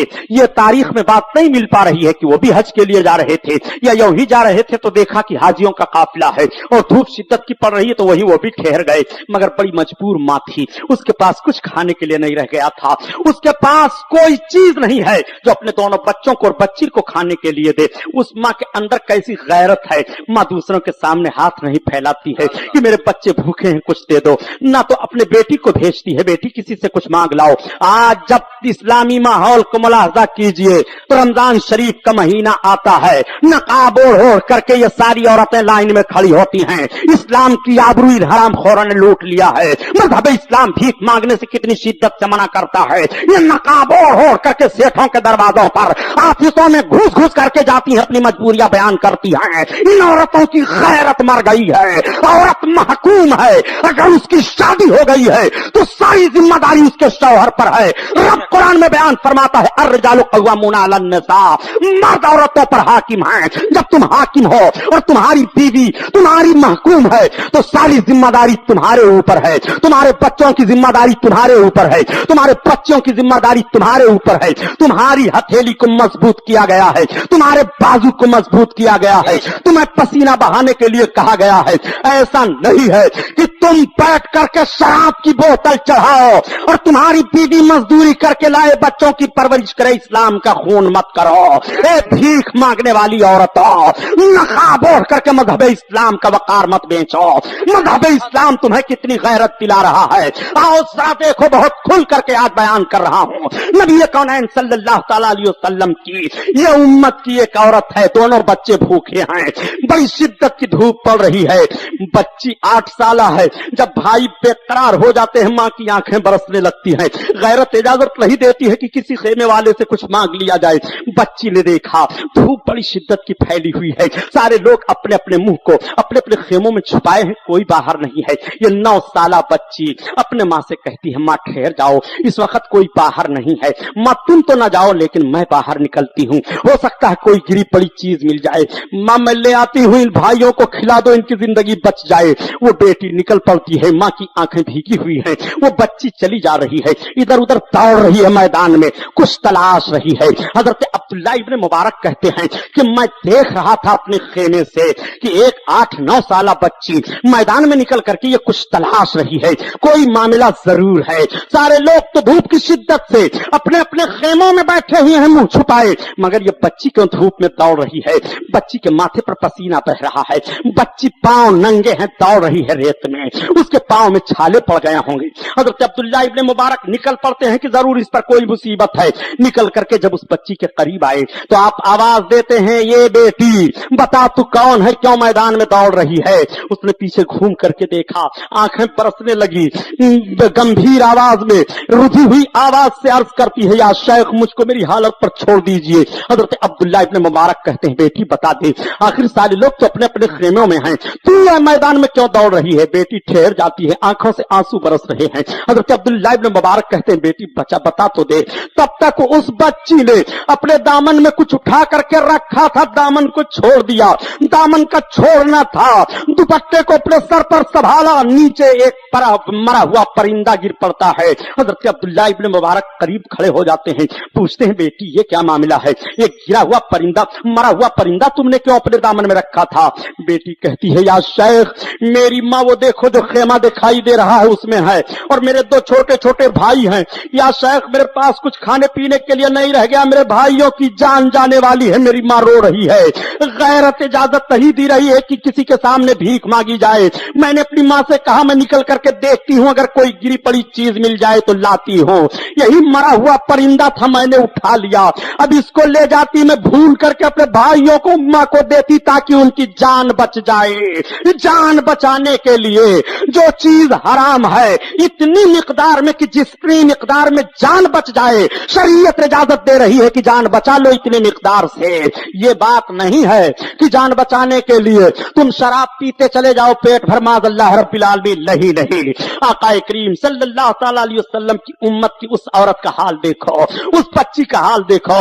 हजरत अब्दुल्लाह इब्न मुबारक उस बच्ची को कहते हैं, उनकी भी आंखें भीग जाती हैं, आओ बेटी मेरे पीछे पीछे आ जाओ, तुम छोड़ दो इस परिंदे को, ना उठाओ। वो बच्ची चली आ रही है। हजरत अब्दुल्लाह इब्न मुबारक आए, अपने पूरे काफिला वालों को जमा किया और कहा, एक काफिला वालों, मक्का शरीफ तो मंजिल और रह गया है, मैं तुमसे कहता हूं, देखो हम सब हज करने के लिए चल रहे हैं, मगर ये 9 साल बच्ची है, इसकी माँ भूखी है, इसके दोनों भाई भूखे हैं, ये बच्ची खुद भूखी है। ए मेरे साथियों, तुम अपनी जरूरत भर के लिए अपने पास दिरहम रख लो, और अगर फाजिल दिरहम हो तो मुझे दे दो। तो सारे काफिला वालों ने जब फाजिल दिरहम इकट्ठा किया तो 10,000 दिरहम हुए। हजरत अब्दुल्लाह ने उन दिरहमों को उस बच्ची के आंचल में रखा, दुपट्टे में, और उसके बाद आपने खाने पीने की चीजों को रखा, फरमाया, बेटी तू ले जा, अपनी माँ को दे दे। जब बेटी लेकर के जाती है तो माँ के हाथ उठ गए, ए परवरदिगार, ये हाजियों का काफिला है, मौला भूखे को इन्होंने मदद की है, परवरदिगार इनके हज को कबूल फरमा ले। हजरत अब्दुल्लाह इब्न मुबारक खेमे में सो गए, आंख लग गई तो देखते क्या है कि नबी कौनैन की जियारत हो रही है। आका इरशाद है, जिनके हज को रब ताला ने एक भूखी औरत की दुआ पर कबूल फरमा लिया है, अल्लाह अल्लाह। हजरत अब्दुल्लाह इब्न मुबारक की आंखें खुल गई। अभी मक्का में खाने काबा का तवाफ नहीं हुआ, मिना में कुर्बानी नहीं हुई है, मुज़दलिफा में ठहरे नहीं हैं, अरफात में गए नहीं हैं, मगर हज की कबूलियत की बशारत रब के महबूब से मिल रही है। یہ حج کے قبولیت کی بشارت ایک بھوکی عورت کو کھانا کھلا دینے پر ہے. مذہب اسلام نے کتنا وقار عطا فرمایا ہے. اس بچی اور اس عورت سے سبق حاصل کرو کہ بھوک سے جان جانے والی ہے مگر کسی کے سامنے ہاتھ نہیں پھیلایا. بھوک سے جاگ جانے والی ہے مگر پردہ نہیں چھوڑا. بھوک سے جان جانے والی ہے مگر مذہب اسلام کی آبرو کو نہیں بیچا. کلمہ پڑھتے ہوئے یہ عورتیں کیسے مذہب اسلام کی آبرو کو بیچ رہی ہیں. خدا کی قسم عورتوں کو جو مرتبہ اور جو عزت رسول ہاشمی نے عطا کر دیا ہے نبی کونین نے, عورتوں کو تو قربان ہو جانا چاہیے. یہی عورتیں ہیں جو ننگی کی جا رہی تھی, یہی عورتیں ہیں جو ماری جا رہی تھی. کیا تاریخ کا وہ ورق آپ کو یاد نہیں ہوگا کہ جب میرے سرکار صلی اللہ علیہ وسلم اعلان نبوت سے پہلے مکہ کی سرزمین پر ایک گلی میں گزر رہے تھے, ایک نوجوان اپنی عورت کو پیٹ رہا تھا, وہ عورت چیخ رہی تھی. نبی کونین نے ارشاد فرمایا خبردار اس عورت کو مت مارو, تم بھی عورت, تم مرد ہو, یہ عورت ہے, یہ تمہاری محکوم ہے اور تم اس کو مارتے ہو. اس نے سرکار کا چہرہ دیکھا, کہا اے محمد تمہارے امانت و صداقت کی قسم ہے, اگر تم نہ آ گئے ہوتے تو آج میں نے تہیا کر لیا تھا کہ اپنی عورت کو مار مار کر کے اس کی ہڈیاں پسلیاں توڑ دوں گا. وہ عورت کے اوپر مار پڑ رہی تھی, مار رک جاتی ہے, وہ سرکار کا چہرہ دیکھ رہی ہے اور کہتی ہے اے میرے پیدا کرنے والے, عرب کی سرزمین پر مکہ میں یہ انسان کہاں سے آ گئے سامنے. ان کو جب دوسروں کی بیویوں کے ساتھ اس طرح سے رحم ہے تو ان کا معاملہ اپنی بیوی کے ساتھ کیا ہوگا. اللہ اکبر, قربان جاؤ نبی کونین کے وقار پر. نبی کونین ارشاد فرماتے ہیں یہ بچیاں تمہارے لیے جہنم سے بچنے کے لیے آڑ ہیں, جہنم سے بچنے کے لیے پردہ ہیں. یہ تو بچی کا معاملہ ہے کہ جب بچی ہے تو ماں باپ کو بخشش کرانے کے لیے آڑ ہے, جہنم سے بچانے کے لیے آڑ ہے. لیکن یہی بچی جب عورت بن جاتی ہے تب ذرا دیکھو میرے آقا کیا ارشاد فرماتے ہیں. جب یہ عورت کی منزل میں پہنچتی ہے, اس کی شادی ہو جاتی ہے تو آقا کریم ارشاد فرماتے ہیں متاع دنیا امرات صالحہ, دنیا کی بہترین پونجی نیک اور فرما بردار عورت ہے. اسی لیے مولانا روم علیہ الرحمہ فرماتے ہیں کہ اللہ کے حبیب صلی اللہ تعالی علیہ وسلم کے فرمان پر غور کرو کہ امرات الدنیا متاع الدنیا امرات صالحہ, دنیا کی بہترین دولت نیک اور فرما بردار عورت ہے. تو جب دنیا کی بہترین پونجی نیک اور فرما بردار عورت ہے تو اگر عورت نیک ہے اور شوہر غریب ہے تو عورت اپنے غریب شوہر کو بادشاہ بنا دیتی ہے, اور اگر عورت نیک نہیں ہے اور شوہر بادشاہ ہے تو اس عورت کی نحوست سے وہ شوہر جو بادشاہ ہے غربت و افلاس کا مارا ہو جایا کرتا ہے. آقا کریم صلی اللہ علیہ وسلم ارشاد فرماتے ہیں کہ جب شوہر و بیوی دونوں مسکرا کر کے ملتے ہیں تو اللہ تعالیٰ ان کی بخشش فرما دیتا ہے. اب آپ ذرا قربان جائیے, یہی عورت ہے جو ماری جا رہی تھی, لیکن اگر اس نے اپنے شوہر کو خوش کیا اور مسکرا کر کے دونوں کی ملاقات ہو رہی ہے تو بخشش کا پروانہ مل رہا ہے, نجات کی ضمانت مل رہی ہے. یہی عورت ہے, جب عورت ہے تو اپنے شوہر کے بخشش کا ذریعہ بن جاتی ہے, بچی ہے تو ماں باپ کے بخشش کا ذریعہ بنتی ہے, اور عورت بنی تو شوہر کے بخشش کا ذریعہ بن گئی. اور یہی عورت جب اولاد والی ہو جاتی ہے, اس کی گود میں بچہ آ جاتا ہے, تب نبی کونین کا فرمان سنو. آقا ارشاد فرماتے ہیں کہ تمہارے ماؤں کے قدم کے نیچے جنت ہے, تمہارے ماؤں کے قدم کے نیچے جنت ہے. ذرا ان تینوں حیثیتوں کو ملاحظہ فرمائیے. یہ بچی ہے تو ماں باپ کے لیے بخشش کا ذریعہ ہے, اور عورت بنی تو شوہر کے لیے بخشش کا ذریعہ ہے, اور جب ماں بنی تو اولادوں کے لیے بخشش کا ذریعہ ہے. اور بخشش کا ذریعہ ہی نہیں بلکہ آقا فرماتے ہیں تمہارے ماؤں کے قدم کے نیچے جنت ہے. جب جنت ماؤں کے قدم کے نیچے ہے تو اسی بنیاد تو ہم کہا کرتے ہیں کہ پھر رسول اللہ صلی اللہ علیہ وسلم جس کے صدقے میں ماؤں کو یہ عزت ملی ہے, اس رسول کے قدم کا حال کیا ہوگا. اسی لیے تو اعلیٰ حضرت عظیم البرکت فرماتے ہیں کہ تجھ کو اور جنت سے کیا مطلب منافق دور ہو,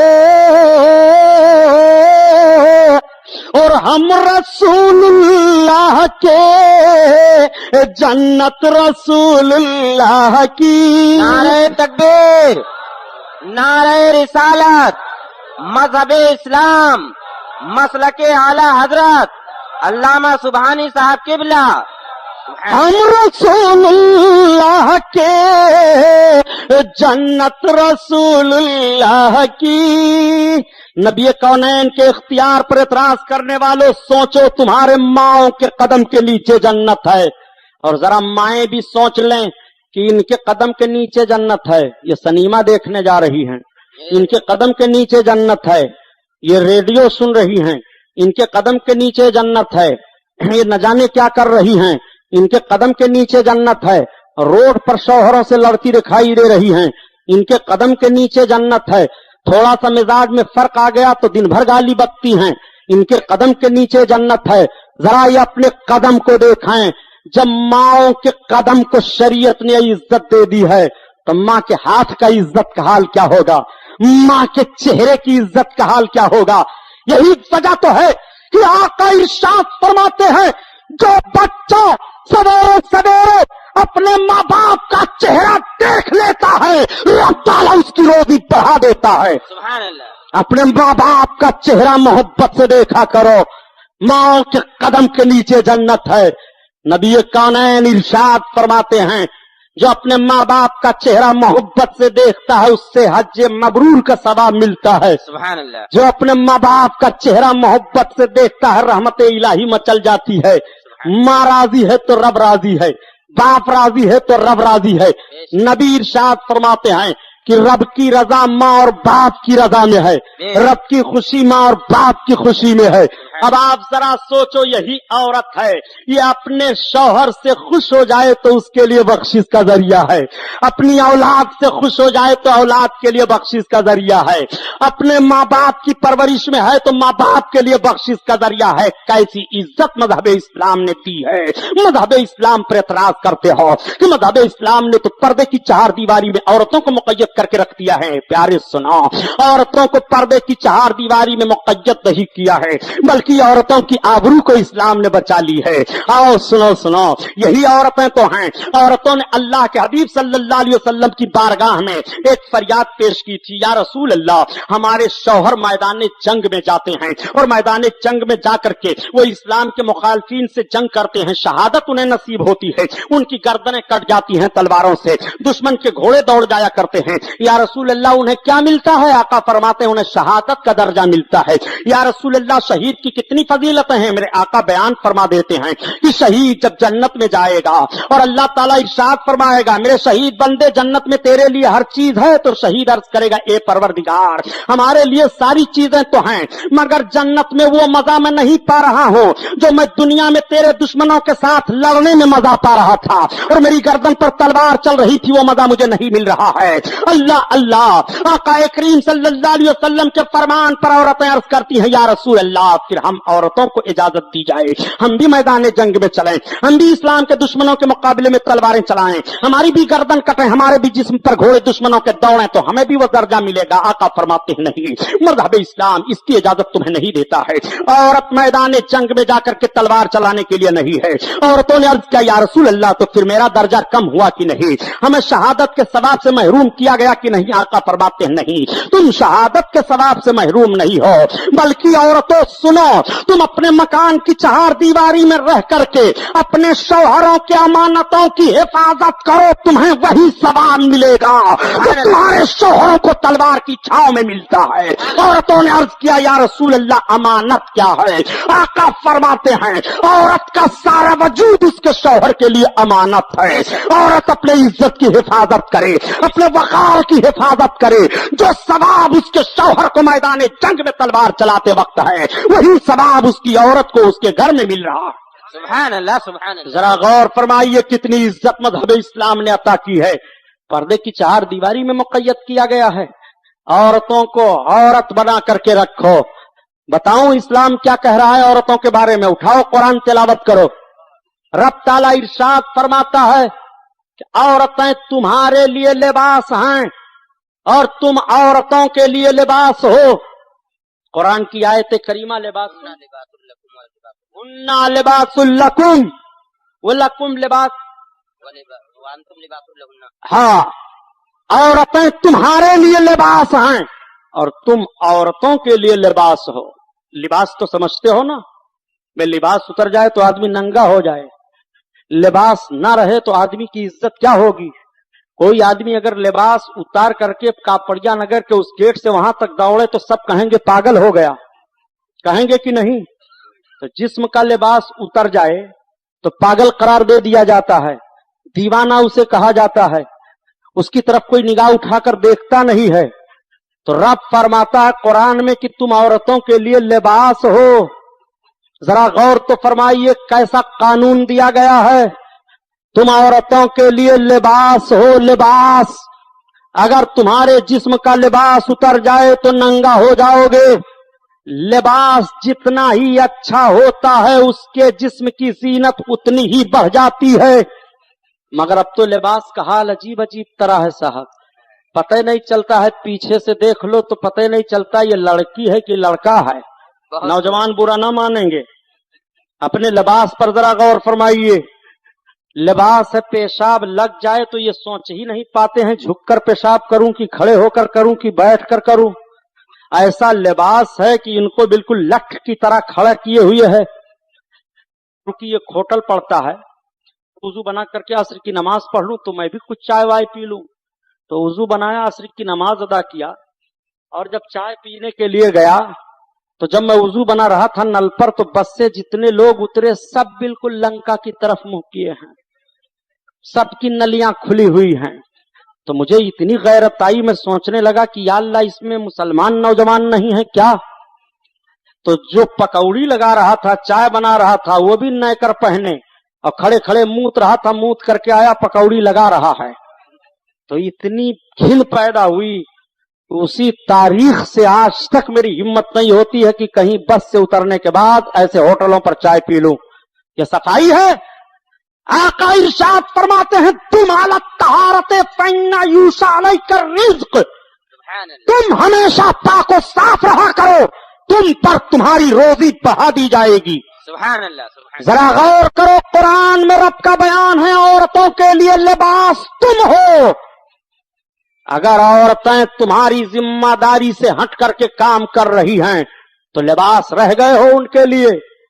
کوئی آدمی چاہتا ہے کہ میرے جسم کا لباس اتر جائے, میں ننگا دکھائی دوں. تو جب تم عورتوں کے لیے لباس ہو تو تمہاری عورتیں بے حیائی کے منزل میں کیوں جا رہی ہیں؟ ان کو کھلی چھوٹ کیوں دے رہے ہو؟ سب سے پہلے قیامت کے دن جب عورت و شوہر کے تعلق سے حساب و کتاب ہوگا تو عورتوں کے معاملات میں اس کے شوہر سے پوچھ گچھ ہوگی. بہت غور سے سنو. نبی کونین صلی اللہ علیہ وسلم کی ایک بیوی حضرت ام سلمہ ہیں. ساری دنیا کی نیک عورتوں کی نیکیاں ایک ترازو میں رکھ دی جائیں اور ام المومنین حضرت ام سلمہ کی ایک نیکی ایک طرف رکھ دی جائے, کیا کوئی برابری کر سکتا ہے؟ بہت غور سے سن لو. نبی کی بیوی تمام مومنوں کی ماں ہیں. بے شک. یہی وجہ ہے کہ نبی کے وصال کے بعد نبی کی بیوی سے کسی کا نکاح نہیں, بے شک. وہ کسی سے نکاح نہیں کر سکتی ہیں. نبی کی بیوی تمام مومنوں کی ماں ہیں, اور ماں کو اپنے اولاد سے کوئی پردہ ہوتا ہے. لیکن آؤ ذرا دیکھو امت کو قانون کس طرح سے نبی کونین عطا فرما رہے ہیں. میرے آقا تشریف فرما ہیں, سرکار کی بیوی حضرت ام سلمہ سرکار کے پاس بیٹھی ہیں. تب تک ایک نابینا صحابی حضرت عبداللہ ابن ام مکتوم ٹٹولتے ہوئے سرکار کی طرف آ رہے ہیں. آقا کی نگاہ اقدس اٹھ جاتی ہے. سرکار ملاحظہ فرماتے ہیں کہ عبداللہ ابن ام مکتوم آ رہے ہیں. آقا ارشاد فرماتے ہیں ام سلمہ تم پردہ میں ہو جاؤ. تو سرکار کی بیوی ام سلمہ عرض کرتی ہیں یا رسول اللہ وہ تو آ رہے ہیں, وہ تو نابینا ہیں, وہ تو مجھے نہیں دیکھتے ہیں. آقا ارشاد فرماتے ہیں ام سلمہ تم تو دیکھتی ہو. ذرا غور فرماؤ, نبی نے اپنی بیوی کو امت سے پردہ کے لیے کتنا سخت حکم دیا ہے, حالانکہ نبی کی بیوی مومنوں کی ماں ہے. اور تم کیسے بے غیرت ہو گئے ہو کہ تمہاری شوہر تمہاری عورتیں تمہارے سامنے بے پردہ گھوم رہی ہیں, تمہیں غیرت نہیں آتی ہے؟ جس شوہر کا کی عورت بے پردہ گھومے اس کے روزی کی برکت ختم کر دی جاتی ہے, وہ پریشان حال دکھائی دیتا ہے, اس کو زندگی میں سکون نہیں ملتا ہے. اس لیے کہ جس کا لباس اتر جاتا ہے اس کے جسم کو سکون نہیں ہے, اس کے جسم کے لیے زینت نہیں ہے, اس کے جسم کے لیے آرائش نہیں ہے. اور جب تم عورتوں کے لیے لباس ہو اور تم نے لباس اتار دیا تو بے حیائی کا سارا منظر آپ کے سامنے آ گیا. عورتیں سنیں, صرف شوہر ہی ان کے لیے لباس نہیں ہے, वो भी शौहरों के लिए लिबास हैं। बेशक औरत भी अपने शौहर के लिए लिबास है। एक साहब ने मुझसे सवाल किया कि सबसे ज्यादा आजादी तो औरतों के लिए है कि वो गैर शादीशुदा रहें। तो हमने कहा अगर आपके वहां यही है कि औरत नंगी रहे तो नंगी रखिए। कहा सुभानी साहब मामला।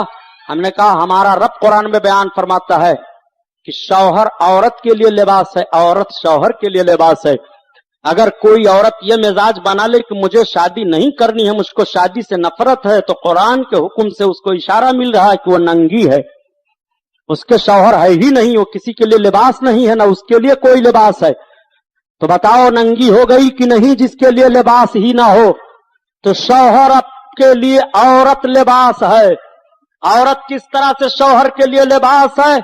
औरत अपने आप को इस तरह से अपने शौहर के सामने पेश करे कि शौहर का दिल खुश हो और शौहर के ज़हन फिक्र में किसी तरफ से कोई और ख्याल न पैदा होने पाए। आकाए करीम सल्लल्लाहु अलैहि वसल्लम ने कितना हसीन और जमील खूबसूरत जिंदगी का तरीका था फरमाया है। औरतें भी सुन लें, अगर ये बेहयाई और बेपर्दगी के आलम में रहीं तो नबी कौनैन फरमाते हैं कि जो औरत मर्द की शक्ल इख्तियार करे वो मलऊना है। बेशक नबी कौनैन सल्लल्लाहु अलैहि वसल्लम जब मेराज शरीफ में तशरीफ ले गए और आपने जन्नत और दोज़ख का मुआयना फरमाया तो देखा कि दोज़ख में औरतें ज्यादा हैं। हजरत जिब्रील से इरशाद फरमाते हैं जिब्रील ये औरतें दोज़ख में ज्यादा दिखाई दे रही हैं। और करते हैं हजरत जिब्रील हाँ या रसूल अल्लाह, वजह यह है कि ये औरतें अपने शौहरों की ज्यादा नाशुक्रापन इख्तियार करती हैं। नाशुक्रापन की वजह से इनको जहन्नम में ज्यादा डाला जाएगा। हदीस पाक है मिशकात शरीफ में, हदीस के अल्फाज का तर्जमा मैं अर्ज करता हूं। शौहर इनके साथ जिंदगी भर भलाई करता रहे, अगर कुछ मिजाज के खिलाफ हुआ तो तड़ाक से इनकी जबान पर जुमला आ जाता है कि जब से मैं तुम्हारे घर आई तुम्हारे साथ मेरा रिश्ता हुआ मुझे सुकून नहीं मिला, मेरी जिंदगी जहन्नम हो गई। ये औरत अपने शौहर के लिए कह देती है। अगर कोई औरत अपने शौहर के किसी मिजाज के ताल्लुक से ये बात कहे तो अपने आप को फैसला कर ले हदीस की रोशनी में। और मेरे आका ने क्या फरमाया? आका फरमाते हैं कोई औरत अगर इस बुनियाद पर बंद समर करके आती है कि ताकि लोग उसकी तरफ देखें और वो चौराहे पर खड़ी होती है, आका फरमाते हैं वो जानिया है। कुर्बान जाओ नबी के फरमान पर। औरत का सारा बनाव सिगार सब उसके शौहर के लिए है। बेशक औरत का बनाव सिगार दूसरे मर्दों के लिए नहीं है। नबी फरमाते हैं जो इस तरह की हरकत करे वो जानिया है और जानी और जानिया की सजा जहन्नम है। बेशक आओ देखो कुरान मेरा बयान फरमाता है अर्रिजालु कव्वामूना अलन निसा, मर्द औरतों पर हाकिम हैं। मगर अब तो हाल यह है कि हुकूमत इनकी चल रही है और होम मिनिस्टर यही करार दी जाती हैं। अगर होम मिनिस्टर के खिलाफ आपने कुछ कर दिया तो ना आपकी खैरियत ना आपके बच्चों की खैरियत। ये कभी कभी खुद गले में फांसी लगाकर मर जाती हैं, बच्चों को भी मार डालती हैं। औरतों को सब्र से काम लेना चाहिए। और अगर कुछ औरतें इस तरह से मिजाज की तेजी में हों तो शौहरों को भी चाहिए कि वो सब्र करें। आकाए करीम सल्लल्लाहु अलैहि वसल्लम ने अरफात के मैदान में जो आखिरी खुतबा दिया था, आका ने इरशाद फरमाया था 1,24,000 कमोबेश सहाबा हैं। नबी कौनैन इरशाद फरमाते हैं ए मेरे सहाबियों, मैं तुम सबको तुम्हारी बीवियों के ताल्लुक से डराता हूं रब से। तुम अपने बीवियों के साथ हुस्ने सलूक से पेश आना, हुस्ने सलूक से पेश आना, हुस्ने सलूक से पेश आना। नबी कौनैन ने अरफात के मैदान में आखिरी खुतबा जो दिया था औरतों के मुताल्लिक सरकार ये इरशाद फरमा रहे हैं। जिस नबी ने औरतों को इतनी इज्जत दे दी है, उन औरतों को सोचो नबी के कानून के खिलाफ कितना कर रही हैं। ये कितना नमाज पढ़ रही हैं, कितनी तिलावत कर रही हैं। इन पर जरा आप निगाह डालिए और इनकी हरकतों को देखिए। ये आज की औरतें हैं जिनकी हरकतें और बरकतें आपके सामने हैं। लेकिन जिस बरेली शरीफ का नाम अभी मैंने पहले लिया, उसी बरेली शरीफ में एक खातून का वाकया सुनिए। बरेली शरीफ में एक मजार है जिस मजार साहिब मजार का नाम है हजरत दाना शाह वली। दाना शाह वली का मजार आज भी मर्ज खलाइक है। हजरत दाना शाह वली साहिबे मजाजीब थे, दरियाए गंगा के किनारे वो बैठे रहा करते थे। आज तो ये हाल है कि जो नमाज नहीं पढ़ता वो भी कहता मैं बहुत बड़ा पीर हूं। नजराना ठोंसते जाओ जेब में बहुत बड़े पीर हैं, औरतों से पैर दबाओ में बहुत बड़े पीर हैं, औरतें जाएं तो इनके कदम पर सजदे की तरह झुक करके इनका कदम चूमें और या औरतों के पीठ को ठोंकें, ये बहुत बड़े पीर हैं। इनकी हरकतें जरा देखिए। सुनो, हजरत दाना शाह वली बैठे हैं दरियाए गंगा के किनारे। कहत पड़ गया था, बारिश नहीं हो रही थी। तो जब बारिश ना हो, सूखा पड़ जाए, तो इस्लाम का कानून है कि मुसलमान मैदान में निकल करके 2 रकात नमाज अदा करें, अपने गुनाहों से तौबा करें, रब की बारगाह में माफी मांगें। रब का करम होगा, बारिश हो जाएगी। बरेली शरीफ के मुसलमान निकल करके 2 रकात नमाज इस्तिस्का अदा करते हैं, दुआ मांगते हैं। बादल छा गया, थोड़ी देर के बाद खत्म हो गया, बारिश नहीं हुई। तो कुछ लोग आए तो कहा, सुनो, हम लोग दरियाए गंगा के किनारे से आ रहे थे, जो अल्लाह वाले दाना शाह वली बैठे हुए हैं, बादल छा गया। तो अब हम लोग ये नहीं समझ पाए कि वो बादल के लिए सोंटा उठाए हैं कि किस चीज के लिए, लेकिन वो अपना सोंटा उठा करके घुमा रहे थे। तो लोगों ने कहा, हो ना हो बस करो, इसी वजह से बारिश नहीं हुई। अब दूसरे दिन फिर सब निकले नमाज पढ़ने के लिए, गए, नमाज पढ़े, दुआ मांगते हैं, बादल छा गया। मगर कुछ लोग थे जो सोचने लगे, चलो देखा जाए सही है वाकया कि नहीं। जैसे हमारे तौकीर बाऊ हैं, ये भी कभी कभी किसी चीज को आजमाने लगते हैं कि देखा जाए है कि नहीं। तो ऐसे थे कुछ नौजवान बरेली में, वो चले गए दरियाए गंगा के किनारे और सब नमाज पढ़ करके दुआ मांग रहे हैं। बादल छा गया, दाना बाबा का सोंटा उठा है, वो घुमा रहे हैं, बादल छंट रहा है। तब तक बोल पड़े, ए बाबा, ये क्या कर रहे हो, बारिश होने दो, बारिश। अल्लाह का वली, अल्लाह अकबर, दीवाने की नजरों को जहां देख रहा है और दीवाना खुदा जाने कहां देख रहा है। उन्होंने कहा, हट जाओ, हट जाओ, मेरी कुटी बह जाएगी तो कौन बना देगा। अल्लाह अकबर। अब लोगों को यकीन हो गया, बस करो, इनके सोंटे का मामला है। अरे बाबा मान जाओ, बारिश होने दो। जाकर के लोगों से, बारिश नहीं होगी, रब के महबूब का दीवाना मचला हुआ है। सारे लोग आए, कहा, दाना बाबा मान जाओ, हम तुम्हें महल दे देंगे, हम तुम्हें मकान देंगे, मगर दीवाना मचला हुआ है। नहीं, मेरी कुटी बह जाएगी तो कौन बना देगा, मैं रहूंगा तो यहीं रहूंगा। अब सारे लोग मजबूर हो गए, आए। तो एक खातून थी, हजरत नियाज शाह रहमतुल्लाह अलैह की खाला बताई जा रही हैं। उनकी दुआ बहुत कबूल होती थी। लोग उनके पास गए और जाने के बाद अर्ज करते हैं, हजरत आप दुआ फरमा दीजिए, बारिश हो जाए। अल्लाह के वली दाना बाबा मचल गए हैं, बारिश नहीं हो रही है। तो उन्होंने कहा कि वो मर्द होकर के मचल गए हैं, मैं औरत होकर के क्या कर सकती हूँ। लोगों ने कहा, हुजूर हम आपका दरवाजा नहीं छोड़ेंगे जब तक आप दुआ नहीं करेंगी। अल्लाह की नेक बंदी थी, उन्होंने अपनी खादमा को बुलाया, कहा, इधर आओ, ये मेरा दुपट्टा ले लो और चली जाओ, दाना बाबा से सलाम कह दो और कह दो कि रब की मखलूक परेशान है, खेतियां सूख रही हैं, जानवर प्यास से मर रहे हैं, बारिश होने दें।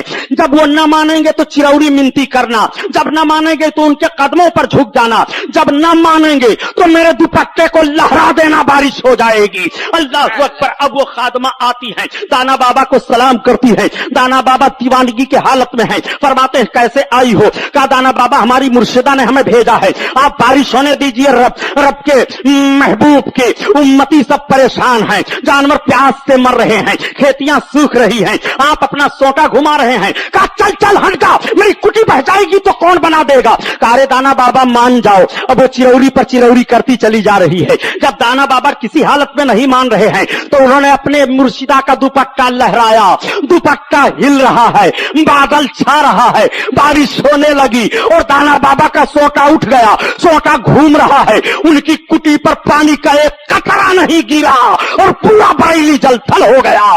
ये कल की औरत का दुपट्टा है कि अगर लहरा दिया जाए तो बारिश हो जाती है, और आज की औरत का दुपट्टा लहरा दिया जाए तो कुर्ला थाने में आपको बंद होना पड़ेगा, पुलिस आपको पकड़ ले जाएगी। आज का दुपट्टा दुपट्टा है वो कल का दुपट्टा था। ये जुमला हालांकि मेरे लिए मुनासिब नहीं, लेकिन क्या करूं प्यारे, दिल से जो बात निकलती है असर रखती है, पर नहीं ताकत परवाज मगर रखती है। इन माँ और बहनों को आप अपने अंडर में रखो। अगर आप बीवी वाले हो तो आपकी जिम्मेदारी है, आपके बच्चियां हैं तो आपकी जिम्मेदारी है, आपके बच्चे हैं तो आपकी जिम्मेदारी है। कुर्बान जाओ पहले की औरतों पर, वो किस तरह से शौहरों की नेक और फरमाबरदार हुआ करती थी और किस तरह से शौहरों की अमानतों की हिफाजत करती थी। हजरत क्या नाम सुल्तान सलाहुद्दीन अय्यूबी रहमतुल्लाह ताला अलैह के एक वजीर थे, इंटेलिजेंस के वो सदर थे, जिनका नाम अली बिन सुफियान है। अली बिन सुफियान जब फौज के साथ जाने लगे खुफिया खबरें लाने के लिए, तो उनकी बीवी हामिला थी। अली बिन सुफियान ने अपनी बीवी से कहा कि एक काम करो, ये 20,000 दिरहम मेरे पास हैं, ये तुम रख लो, तुम्हारे खर्चे के अलावा हैं। अगर बच्चा पैदा होगा तो मेरे बच्चे को तुम पढ़ाना लिखाना परवरिश करना और अपने अखराजात के लिए रखना, मैं ज्यादा अरसा के बाद अब वापस आऊंगा। चुनांचे अली बिन सुफियान चले गए। 20 बरस तक इधर उधर जंग के खबरों को बाहर लाते रहे और जब 20 बरस के बाद वो वापस मदीना तैयबा आए तो सबसे पहले मस्जिद नबवी में हाजिरी देते हैं, 2 रकात नमाज अदा करते हैं, अपने आका के रौजा पर सलाम करते हैं और जब अपने घर जाते हैं तो जिस शौहर और बीवी की जुदाई 20 बरस तक रही हो, बताओ उनका हाल क्या होगा। बीवी बूढ़ी हो गई है, गाल पर झुर्रियां पड़ गई हैं, ये भी नकाहत के आलम में हैं, इनके भी बाल सफेद हो गए हैं। जब शौहर बीवी की मुलाकात होती है फूट फूट कर दोनों रोने लगते हैं। आपने जब इत्मीनान की सांस लिया तो अपनी बीवी से पूछा, ये बताओ कि तुम्हें क्या पैदा हुआ था, बच्ची पैदा हुई कि बच्चा पैदा हुआ, और वो मेरी अमानत क्या हुई। तो बीवी ने कहा बच्चा पैदा हुआ। कहा आपने बच्चे को क्या किया। कहा आप अपने बच्चे को जानना चाहते हैं, ये बताइए कि मस्जिद नबवी शरीफ में आपकी हाजिरी हुई है। उन्होंने कहा सबसे पहले मैं सरकार की मस्जिद में गया हूं और मैंने अपने आका की मस्जिद में नमाज अदा की, सरकार को सलाम अर्ज किया हूं। बीवी ने कहा आपने मस्जिद में कुछ देखा है। वो कहते हैं मैंने देखा कि मस्जिद में एक नौजवान मुहद्दिस बैठे हुए हैं और वो सरकार के हदीस का दर्स दे रहे हैं, शागिर्द उनको घेरे हुए हैं। बीवी ने कहा ए मेरे शौहर नामदार, जो 20,000 दिरहम आपने दिया था, जब बच्चा पैदा हुआ तो मैंने उस बच्चे की तालीम पर सब खर्च कर दिया था। वही नौजवान जो मुहद्दिस बन करके बैठा हुआ है वही आपका शहजादा है। हजरत अली बिन सुफियान के शहजादे इतने अजीम मुहद्दिस थे कि मदीना शरीफ में 7 अजीम मुहद्दिस गुजरे हैं। उन 7 अजीम मुहद्दिसों में अब्दुर्रहमान बिन अली बिन सुफियान अजीमुल शान मुहद्दिस हैं। बाप फिर जाते हैं मस्जिद नबवी में और जब जाते हैं तो कहते हैं इसमें कौन शहजादे अली बिन सुफियान है। तब तक वो मुहद्दिस खड़े हुए, यार शेख क्या बात है, तुम ही हो। कहा मैं ही हूं। कहा मैं तुम्हारा बाप हूं अली बिन सुफियान। तब तक ये दौड़ कर अपने बाप के कदम पर गिर पड़े, बोसा लेते हैं। बाप और बेटे फूट फूट कर रोने लगते हैं, रोज़े रसूल की तरफ अर्ज करते हैं या रसूल अल्लाह, अब मेरी मेहनत कबूल हो गई, मैं मैदान जंग में इस्लाम की हिफाजत के लिए तहरीक चलाता रहा और मेरा बेटा मस्जिद नबवी में बैठकर आपके हदीस की दर्स देता रहा। या रसूल अल्लाह, इसका अजर हमें यही मिले कि कयामत में जब आप उम्मतियों की शफाअत करें तो उस शफाअत में इस अली बिन सुफियान को दाखिल फरमा लें। अल्लाहु अकबर। इसीलिए तो आला हजरत अजीमुल बरकत फरमाते हैं कि वाह क्या जूद करम है शहबतहा तेरा, वाह क्या जूद करम है शहबतहा तेरा, नहीं सुनता ही नहीं मांगने वाला तेरा, मांगने वाला तेरा। और सिर्फ मुख्तसर मिनटों में एक जुमला और आपको दे दूं, यही हिंदुस्तान है।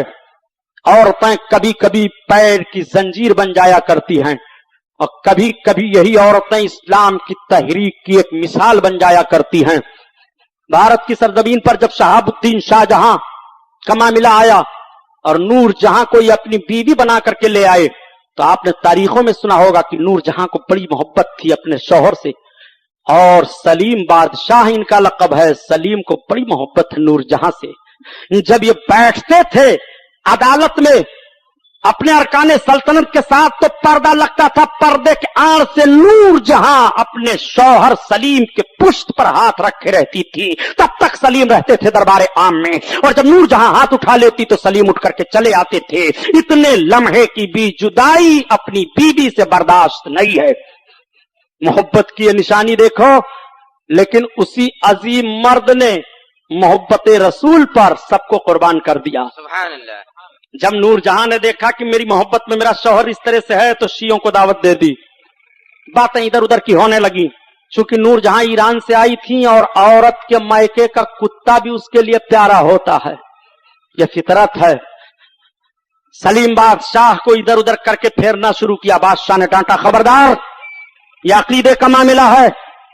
नूरजहां ने कहा, बादशाह मैं ईरान से मुश्तहिद को बुलवाती हूं, मुनाजरा हो जाए आपके मौलाना लोगों से। कहा ठीक।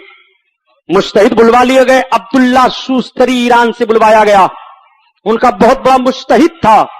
आगरा में आया। सलीम बादशाह ने उस वक्त अपना दारुस सल्तनत आगरा को बनाया था। मुनाजरा तय हुआ, उलमाए अहले सुन्नत बुलाए गए, मुनाजरा शुरू हुआ। लेकिन जब मुनाजरा हो जाए तो बहस कहां खत्म होती है। सलीम के दरबार में एक मुल्ला तो पियाजा बैठा करते थे।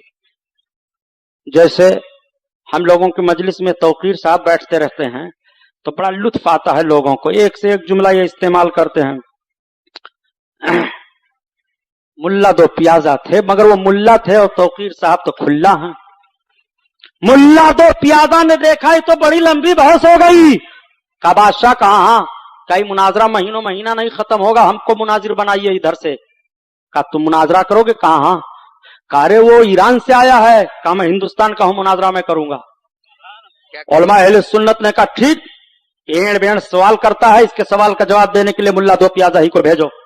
अब दूसरे दिन जब तखत लगा तो उलमा अहले सुन्नत का जो स्टेज था, इस स्टेज पर मुल्ला दो पियाजा चढ़ने लगे। तो मुल्ला दो पियाजा जूता पहने थे, जूते को निकाला और खूब कायदे से उसको लपेटा और अपने बगल में छुपाया। उधर से अब्दुल्ला शूस्तरी देख रहा था। उसने कहा, कौन हो? कहा आज मैं मुनाजरा करने के लिए आया हूं, मुल्ला दो पियाजा हूं। कहा इतने बड़े जाहिल हो तुम कि जूते को स्टेज पर अच्छे रुमाल में लपेट करके और बगल में ले रहे हो, मुनाजरा करने आए हो, ये भी नहीं जानते हो जूते का मकाम क्या है? मुल्ला दो पियाजा ने कहा तुम जाहिल हो, तुमको मालूम नहीं है कि सरकार ने फरमाया कि अन्नालैन तहता लैनैन, जूतों को निगाहों के सामने रखो। सरकार के जमाने में शिया पैदा हो गए थे, मजलिस से जूता उठा ले जाते थे। उसने कहा तुम बहुत बड़े बेवकूफ हो, सरकार के जमाने में हम शिया कहां थे? कहा अच्छा मैं भूल गया, शायद हजरत अबू बकर सिद्दीक ने यह फरमाया है। कहा तुम बेवकूफ हो, जाहिल, तुम्हारे और उलमा नहीं है मुनाजरा करने के लिए। हजरत अबू बकर सिद्दीक के जमाने में हम कहां थे? कहा अच्छा शायद हजरत उमर फारूक आजम ने यह फरमाया हो। कहा जी नहीं, उनके जमाने में हम नहीं थे। कहा अच्छा आप उनके जमाने में भी नहीं थे? कहा नहीं। कहा हजरत अबू बकर सिद्दीक के जमाने में आप नहीं थे शिया लोग? कहा नहीं।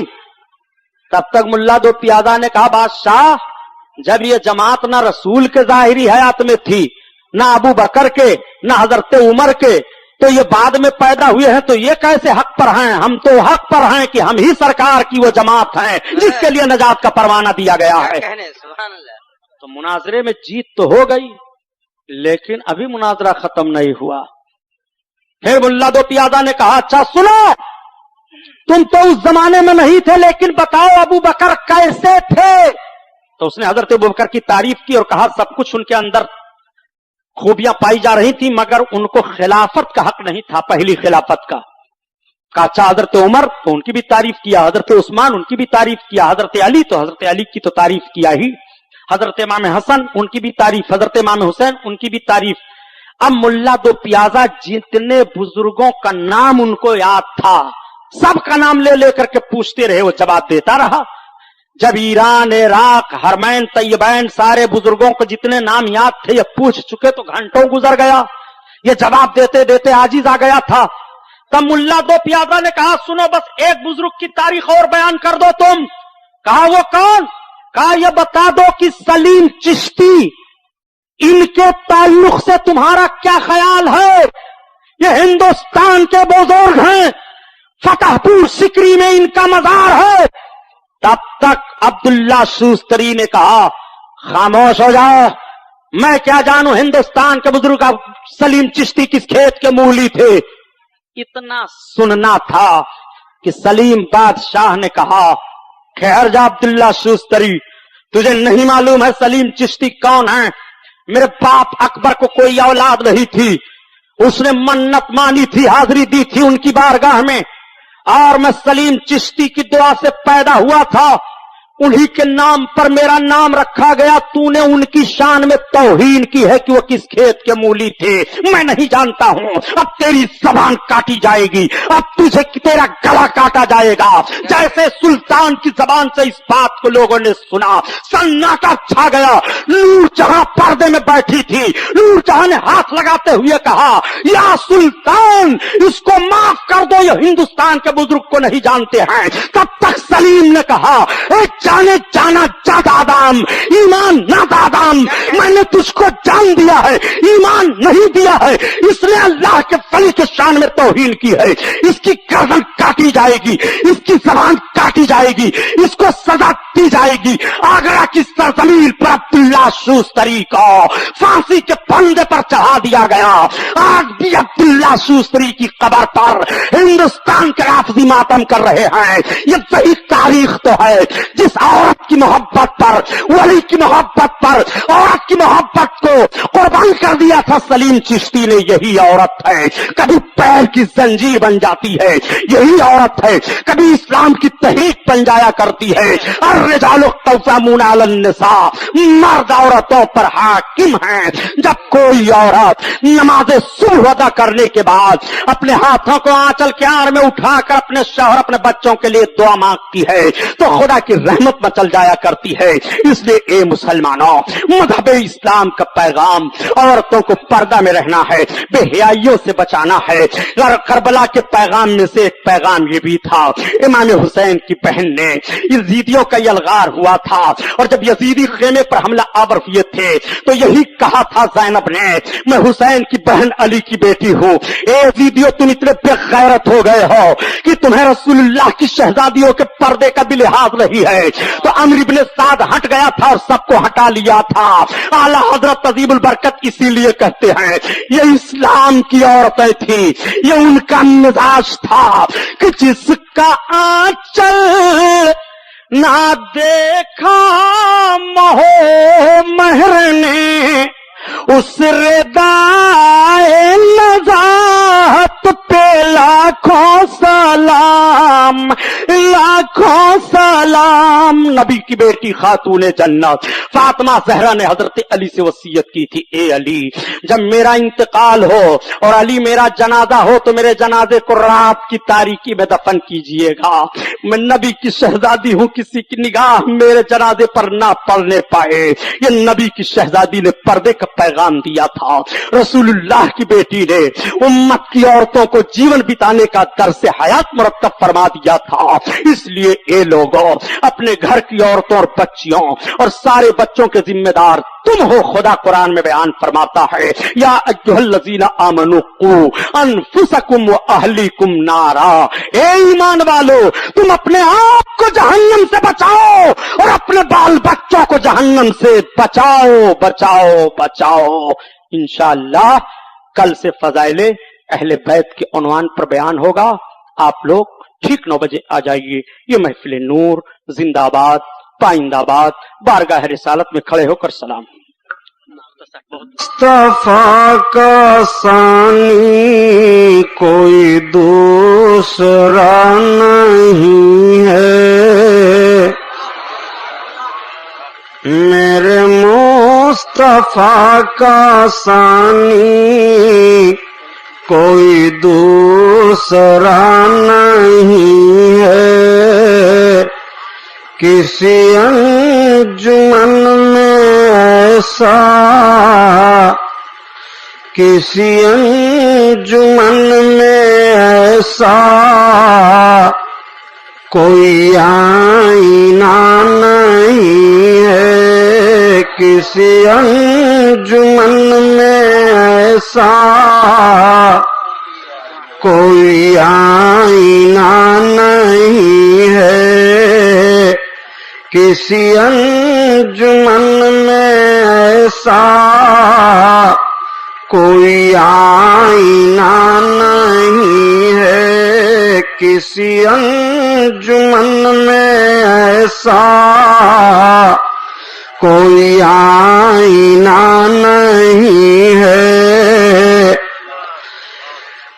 جو رضائے مصطفیٰ پر دل و جان لٹا چکا ہو یا رسول اللہ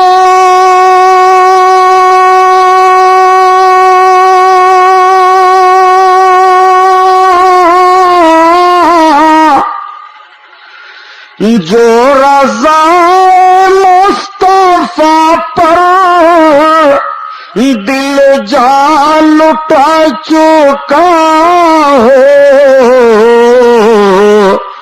اسے موت زندگی اسے موت زندگی سے اسے موت زندگی سے کوئی واسطہ نہیں ہے کسی انجمن میں ایسا کوئی آئینہ نہیں ہے میرے شعر ان کی مدحت میری شاعری عبادت میرے شعر ان کی مدحت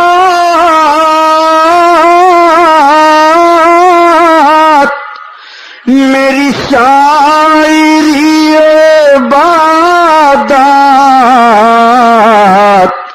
مجھے بے نہ سمجھو مجھے بے نہ سمجھو میرے پاس کیا نہیں ہے مجھے بے نہ سمجھو مجھے بے نہ سمجھو میرے پاس کیا نہیں ہے اور رہے بندگی و طاعت پہ غرور کرنے والوں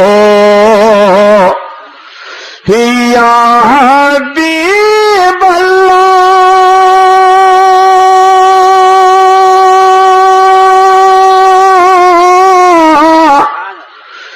رہے بندگی و طاعت پہ غرور کرنے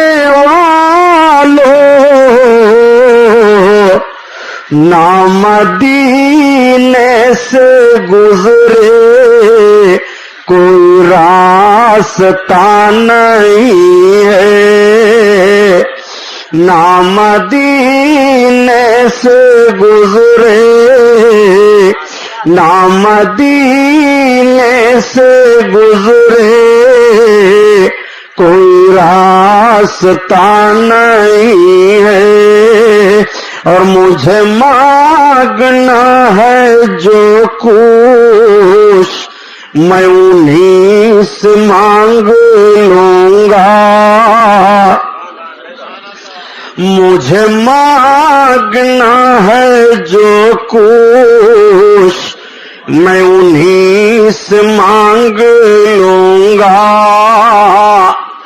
مجھے مانگنا ہے جو کچھ میں انہیں سے مانگ لوں گا مجھے دوسروں سے حق کوئی آسرا نہیں ہے واہ کیا مرتبہ غوث ہے بالا تیرا واہ کیا مرتبہ غوث ہے بالا تیرا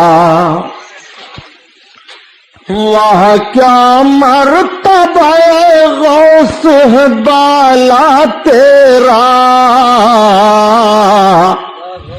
اونچے اونچوں کے سروں سے قدم آلہ تیرا سبحان اللہ اونچے اونچوں کے سروں سے قدم آلہ تیرا بے شک سر بھلا کیا کوئی جانے کی ہے کیسا تیرا سر بھلا کیا کوئی جانے کی ہے کیسا تیرا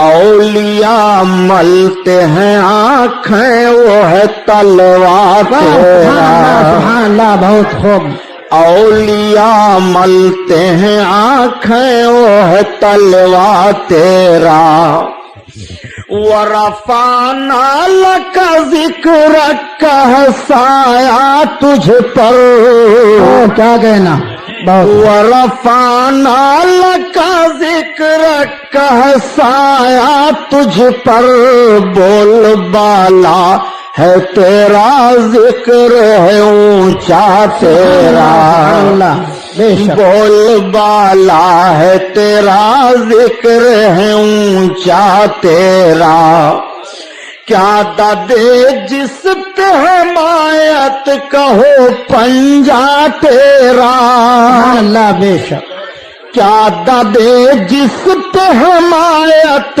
کہو پنجا تیرا بہت خوب شیر کو خطرے میں لاتا نہیں کتا تیرا سبحان اللہ سبحان اللہ تو گھٹائے سے کسی کے نہ گھٹا ہے نہ گھٹے تو گھٹائے سے کسی کے نہ گھٹا ہے نہ گھٹے حق ہے جب بڑھائے تجھے اللہ تعالی تیرا سبحان اللہ بہت خوب بہت خوب تیری کیا کریں؟ سرکار میں لاتا ہے رضا اس کو شفیع سبحان اللہ سبحان یا رسول اللہ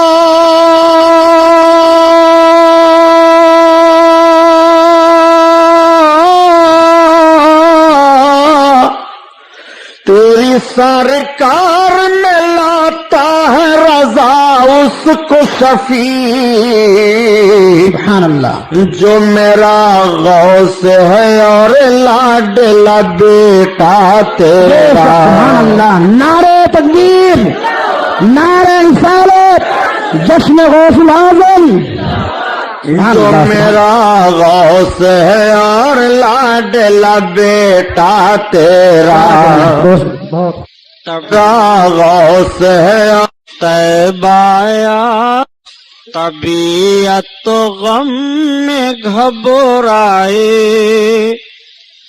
تو طیبہ یاد کر لینا